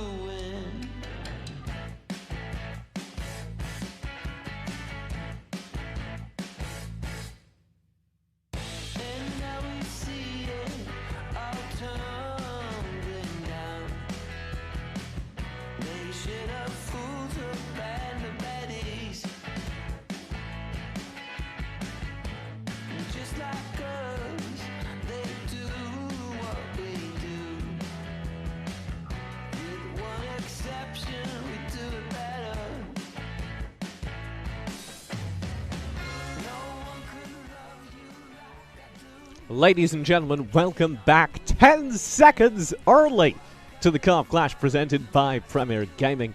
My name is still TJ, still joined by a handsome pair of lads. It's both Kaidum. That's your Where you- cue. Yeah, one Yep. of these days I'm going to correct your pronunciation of my name, but that day is not today. And Capriel. Hello, chat. Capriel, we just finished game number 1. The end scoreboard is on your screen.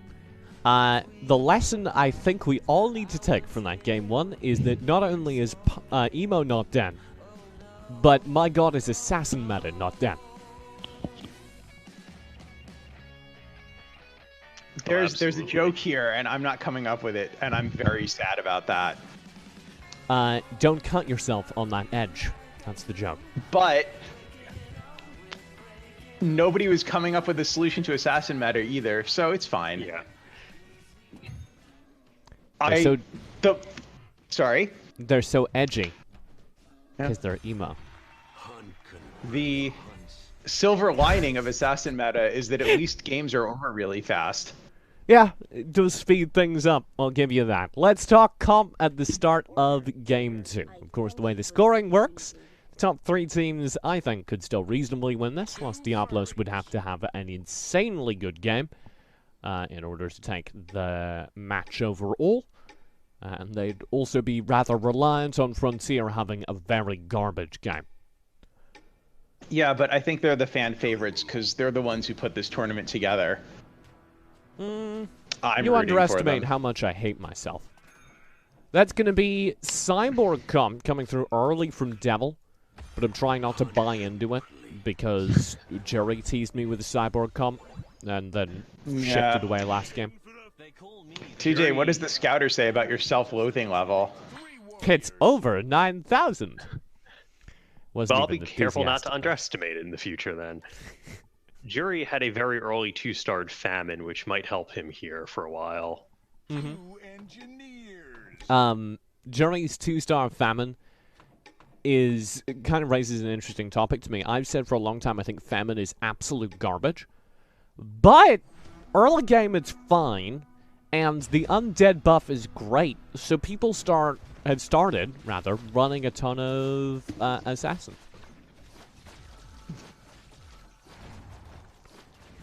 I think Famine's okay, Or especially Famine, like you said with the undead buff now. But I'd rather argue with you about Frost Lotuses because Really? Zaya's got a 2-star Frost Lotus, and I know you hate Frost Lotuses. I do. I think I don't know the numbers, but I feel like they got better this last patch. But I do think that Frost Lotus in general is the weakest mage, and I will swap it out in a heartbeat for anything else that bears the same racial traits as it does.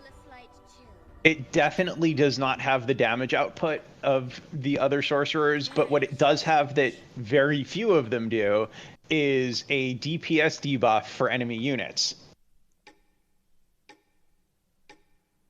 So, And sorry. I think that can matter a lot, especially once it starts getting higher level and gets that first cast out, or when you've got enough humans that it gets recasts. Oh no. Oh no? Jury sold one of his warriors. Is he doing it? Actually, wait, what is he doing? He Not much of anything. kind of nothing now. So we were going 3 warrior. Now Yes. we kind of got Cyborg, but if not mistaken, those 2 Cyborgs are The being cyborgs passed from on. his teammate, yes. Yeah. He is losing. He That is added- what he is doing. He added a Frost Lotus and the Goblin Warlock. Wait. Was that... Did I just see 3 1-star Venoms on the field on Jury's board at the end there? I think I may have, because Method has now a 2-star and is being passed a 1-star. So he may have had 2 of his own on the board. For something I don't see very often, 3 of the same 1-star. Method slides into the chat to drop a Venom for the win. Yes. So Top Fencer and Method look to be building assassins again. What They're a both- surprise. they're both sitting on 3 assassin, 3 warrior, which is a very comfortable composition at this stage of the game. Possibly more importantly, they both also have 2 beasts and 2 furries. Yeah, we know how chat loves that. I'm going to be interested to see if this assassin meta continues in the face of more versatile opponents.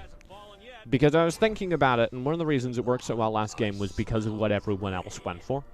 Obviously, assassin into assassin comp, it's just who gets better rolls and who plays their economy better. And so you're tempted to just continue rolling assassin into assassin.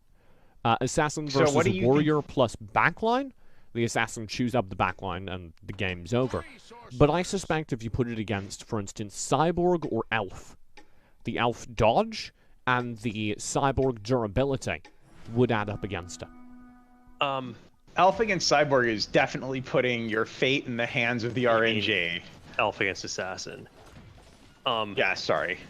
But even if you only, even if you only have the level 3 elf buff, if one of those hypercharged out of stealth things miss, that's a big chunk of the assassin damage you've just negated. It helps a lot. It absolutely does. The option is still open to Ninja, who's playing, it looks like, with Sorcerer, Elf, Rider, and Goblin. Could go pretty much anywhere from there, but I'm happy to see the Elves on the board, because it will at least test my theory. Do you think that Riders is viable against Assassin meta? I don't think Riders are viable, but we've had this disagreement. I forgot about that, yes. Kai. I think Riders are just lame warriors in the current meta. I'll expand on that. I don't think warriors are bad, or I don't think warriors or riders are either objectively bad, but if you're running warriors, you can morph that into more things. If you're running riders, you have very limited options. You can maybe switch that to human, you can do a couple of things around the goblins, but you can't, you don't have the same degree of flexibility you do if you start with warrior. You can go for dragons, and clearly that's the best thing. I think the only flexibility Riders has is it can stop at 4 riders, and you can do things with undead or goblins. Sold a whole bunch of stuff and switched into Punishers. Okay, I am a fan of Punishers. He has 6 1-stars on the board right now. Yeah, that's no, he's got the full demon buff. He does.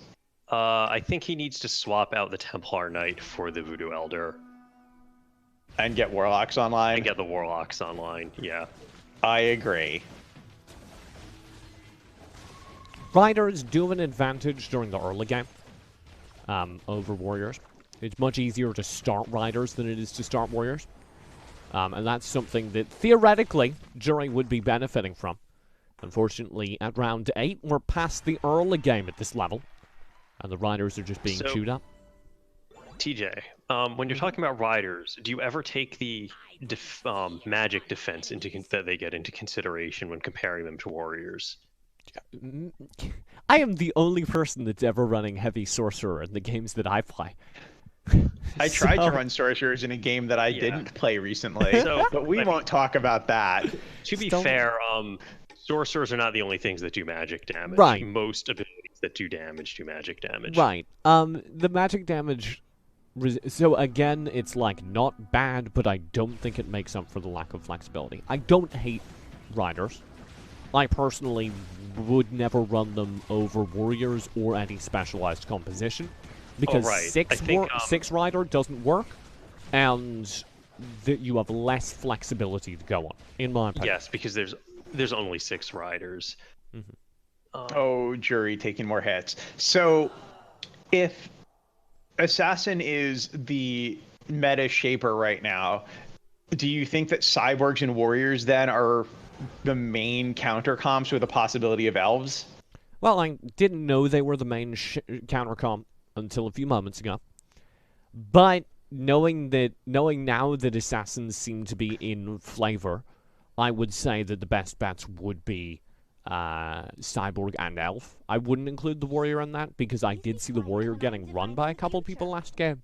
And though that works alright till you get high-level Assassins, the problem is the Assassin boys are all running Assassin plus Warrior plus some else. You're now running Warrior. Right. And the Assassins Plus just... Assassins, probably. Yeah, the And full that didn't Assassin work out just seems so to great outperform that. last game. Yup. Didn't the Warrior Assassin dude win last game? No. He did not. Not in the face of the Okay. full Assassin. So that is your current hypothesis, and I will note that there is nobody running cyborgs. One Devil person has is thinking about it. Devil has every. Devil is currently Yes. thinking about cyborgs now. I'd like to point out Cyborgs, you're all aware of this, Cyborg swings very heavily on can you get to level 8 or higher and see a legendary Cyborg. I think I've had some hot takes this stream. I think the cyborgs are not nearly as difficult to get as people make them out to be, provided nobody else is going for cyborg. It's not just getting the Cyborg, it's the swing from the Cyborg racial buff going on one unit to going on all of your Cyborgs. Mm-hmm. I think it's entirely possible if you roll a ton at the lower levels to build up sick enough cyborg backlines that you, or sick enough cyborg frontlines that you can just last through that difference right now. It didn't used to be, but with the buffs the individual cyborgs received recently, when Steelfist got swole, the entire class became viable. Because now if you just roll a ton, get yourself 2 and 3 star Steelfists in the early game, it's almost impossible for you to have that problem that we talk about where you dry up in the mid-game. Now, the big problem, in my opinion, is the Stalker drone. Because you don't get a lot of Stalker drones, and everyone hunts for the Stalker drone. But Devil has one. But he didn't do the re-rolling in the early game. No. And he's not sitting on a 2-star ground smasher. No. So, you know, few things that I would have done differently were I running it, but I don't think he was explicitly running the cyborgs. I think what made him change his mind to maybe go a little bit more in the cyborgs was when he drew that Stalker drone. He kind of went, oh, okay, I'll do this.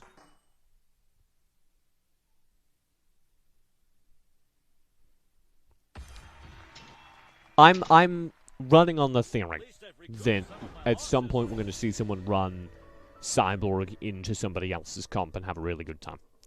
There's he that just got the 2-star 2-star ground smasher. Yeah.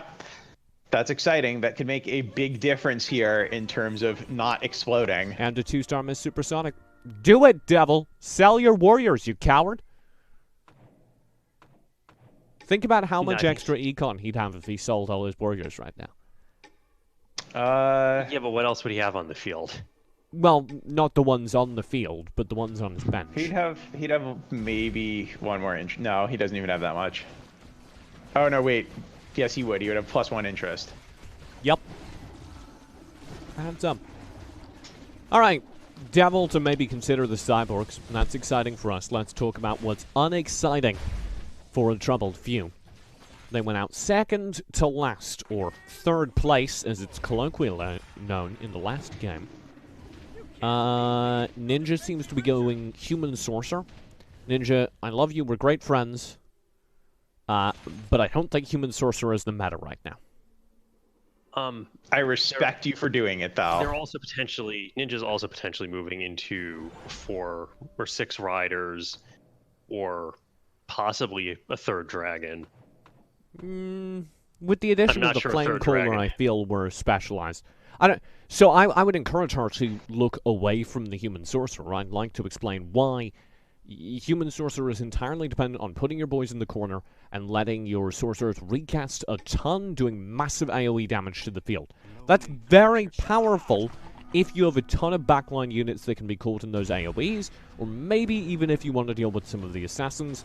But in 6 Assassin, the sideline that's supposed to keep your boys safe, I feel is just going to be obliterated. Right now, I don't think anybody's made it to 6 Assassin yet. Trouble, no.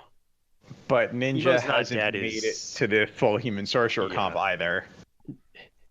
Emo's She Not Dead is looks like they're 101. trying hard for it. Has Devil decided to go Cyborg? Still on the same split. Right.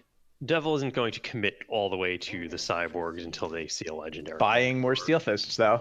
Mm-hmm. Sell the warriors on your bench. I agree with that, and there they Thank go. you. I would say sell the Dragoon, but he's sending it to Jury, so Jury can have riders. Oh, I see. And I'm not sure how much I agree with that. How's Well, Ninja's on the comp bright going? side, Jury has reached the Warlock composition, so he seems to have stabilized a little bit. 2 warlocks just gives him the lifesteal extra survivability necessary. Right. Yeah. Works amazingly well with Punishers. Because you're doing the AoE damage, just you're doing more damage to more targets, you get more lifesteal. Right, yeah. I'm Haven't not thought about it. sold on Punisher into Assassin, though. Because AoE the damage is Assassins probably... tend to not clump up. Right. I don't know. And most I of the think that demons are just... kind of squishy. You still get the extra damage from the Demon Racial. Yeah. I think that just being able to do significant damage to the assassins every time they show their faces is probably pretty big. I'm trying to figure out what Killshot's running. Maybe you can help me here. Because he has a couple cyborgs, he has a couple assassins, he has a couple elves. I'd encourage him of them to go elves, because I think they're what he's most likely to get. And most likely to work, but I would say that right now it looks like Killshot is running into the grave. Mm. Ooh, Bold Just lost half his composition. HP. Ninja takes a hit as well. That seemed a troubled few. Incredibly troubled. To make a pun I've definitely made before. This troubles me. Oh no. Ooh! 2-star on the Void Destruction though. And this... Oh no, she already has the Templar Knight. So what's wrong then? What's missing from Ninja's comp? How's the werewolf, stars. which is 2 stars. normally difficult, so it's just the legendaries. She's got level 8, And- so it's just the rerolls. Well, yeah, and having Level 8 gets you 2 1% stars. on legendaries. Yeah, it's not good. I think what's missing from Ninja's comp is 2 stars to have the HP to survive a little bit longer in order for the sorcerers to start getting their casts and recasts off. So you want her to be re-rolling for 2 stars on the Dragon, on the Templar?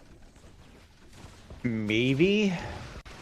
Because that just helped. We got the Dragon and the Templar staying alive for long enough. The It held addition of that against- 2-star Void Destruction was enough to give them the HP. Yeah, it held against Devil, though.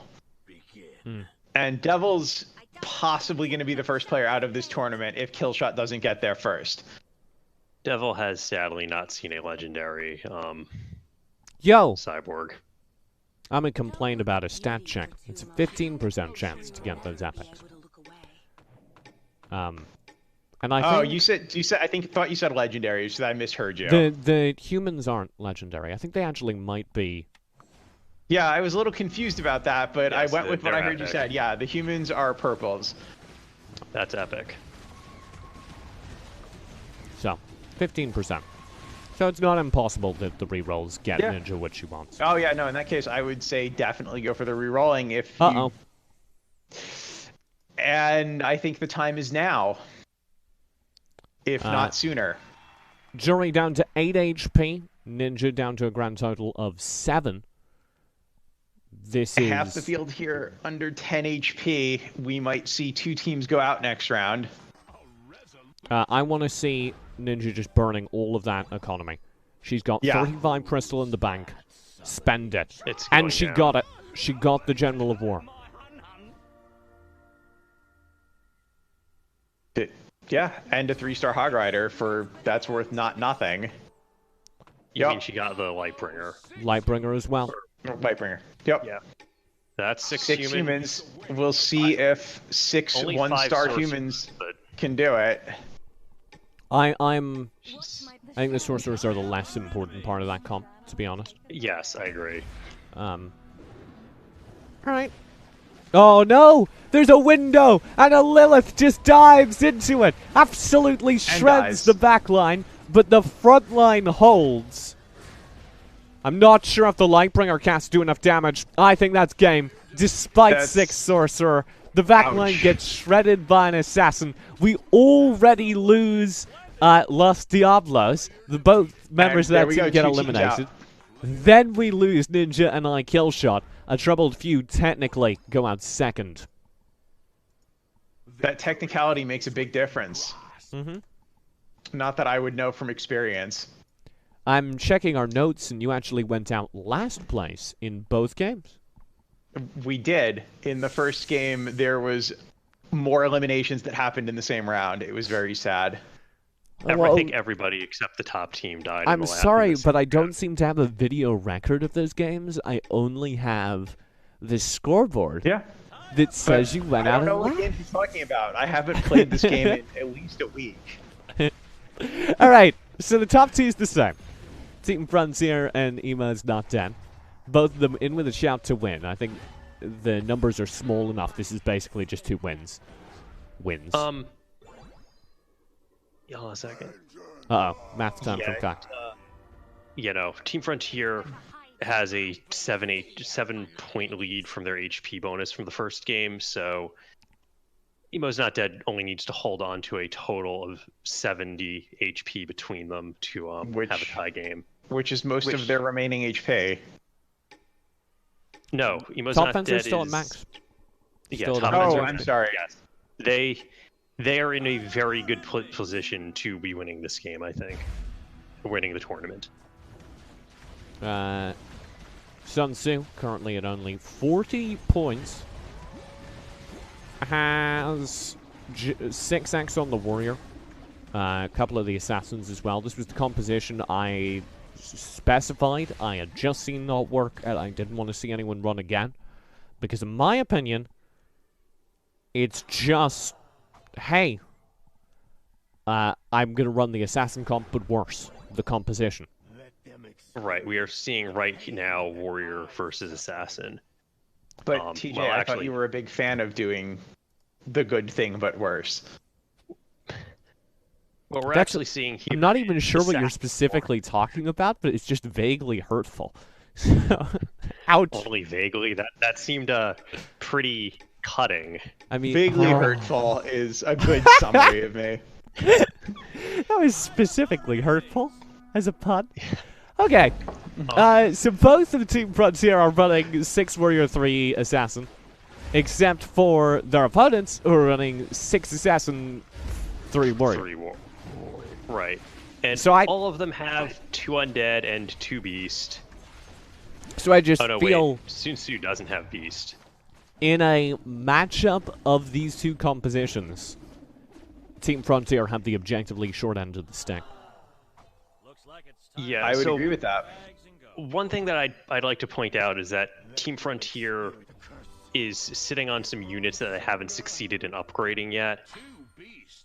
There's some upgrades. That Not might sure if help. they're the ones that are going to matter, but there are some upgrades happening. Azaius just got a lot. Lots of sale happening on Sun Tzu's board. They burn a lot on the rerolls. One more for that Lilith. Rough! Oh, that's a tough call. Yeah. Do you sell something? Doesn't try to sell get the any they're of sitting on the, upgraded? they're doesn't sitting sell on a pair of General of War and a pair of General Proffer. No Did get the beast. sales and... did get They're the beast hoping from they that don't turn. take 12 damage. Yeah, that helps. That's a pretty large contribution. General of War got its... I'm scared for Sun Tzu, man. Double cast to the General of War. That'll be good. Unfortunately, it's a Blade Dancer with a dream, and that dream has been crushed. What's the damage? Death. So do you think that Sun Tzu's problem was that he didn't know himself or he didn't know his enemy? I think his problem is that he was unfamiliar with the art of war. Oh. Hasn't written the book yet. Give him another few years. That's Isaias, some time travel shenanigans we got going on here. Let's see what Isaias is up to. Isaias has made some important shifts. If you weren't tracking them because we were on Sun Tzu Sport. He's got himself 3-star on the Ice Tusk, 2-star on the Glutton. Basically, his beefy boys got beefier, and that's kind of what he needed. Right. That is exactly what he needed. I think the Method problem is the problem No, go is Isaias is just scaling in a losing battle, because even if he gets his frontline beefy enough for now to survive the assassins, there is enough HP on the Emo's Not Dead side that they will at some point get their level ups, and then their assassins will once again one-shot the beefy boys. Here, it And happens he's now. losing anyway. 11 HP. I just think they've lost in composition. he did take a round off of Top Fencer. Mm-hmm. You'll note Top Fencer has lost a reasonable chunk of HP. And now he just needs to do that Yeah. 6 more times. And I'm not a well, mathematician, not- as you've made fun of, but could you read Top Fencer's economy real quick? No, that number is too large for me. Still sitting above 50 gems at round Yep. 25. All I can say about Isaias' economy is that I'm pretty sure it's smaller than TJ's level of self-loathing. But larger than my bank account. Oof, TJ. That's not saying much. So, I'd like to point out that Isaias' win condition here is not winning this game. It is doing about 81 more points of damage. 82 points of damage. That's still a tall order. Yeah, that's a tall order, but it's not quite as tall of an order as doing 151 points of damage. Not impossible. Correct. If I'm Isaias, he's got 3 gems, fun little mechanic. If I'm Isaias, I spend those 3 gems on another reroll, and you sell whatever it is, because you might get the 3rd Wukong. You sell Vanguard, get the 3rd Wukong. There's just no reason not to do that. Granted, the odds are low, but you need to make something happen. 11 HP, potentially the final round, matched against Method, so not the good RNG on the previous turns, but everyone kind of clumps up in mid. Stuns are pretty good. This is going to be it. Yeah, Yeah. Top Fencer's Wukong. Glutton. Top Fencer's Wukong is sitting on 4 defensive armor and 4 resistance cloaks. That's disgusting! Isn't Yes. it? Oh, that's sickening. There's your game. Emo's Not Dead are your co-op clash champions. We'll work out the scoreboard. How many final points is that for Emo's Not Dead? I just missed it. Wait, I will get that number for you in it's just a moment. 151, so it's 15. He beat me to 15 points on So top of the that's- 40, making They it have 55. they have 102 total points. 102 total points? Emo's Not Dead No, on correct. 30. No. Come on. They have, He must have.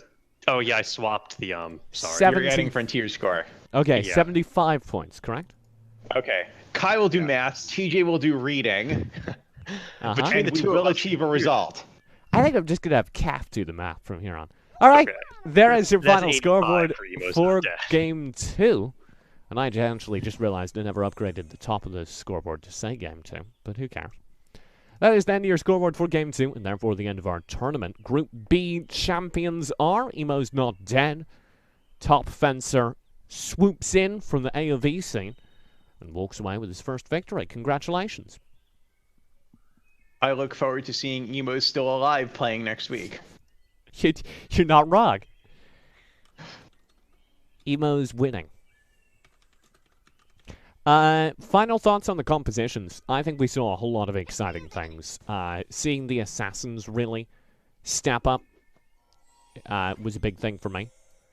Because... Assassins are always exciting.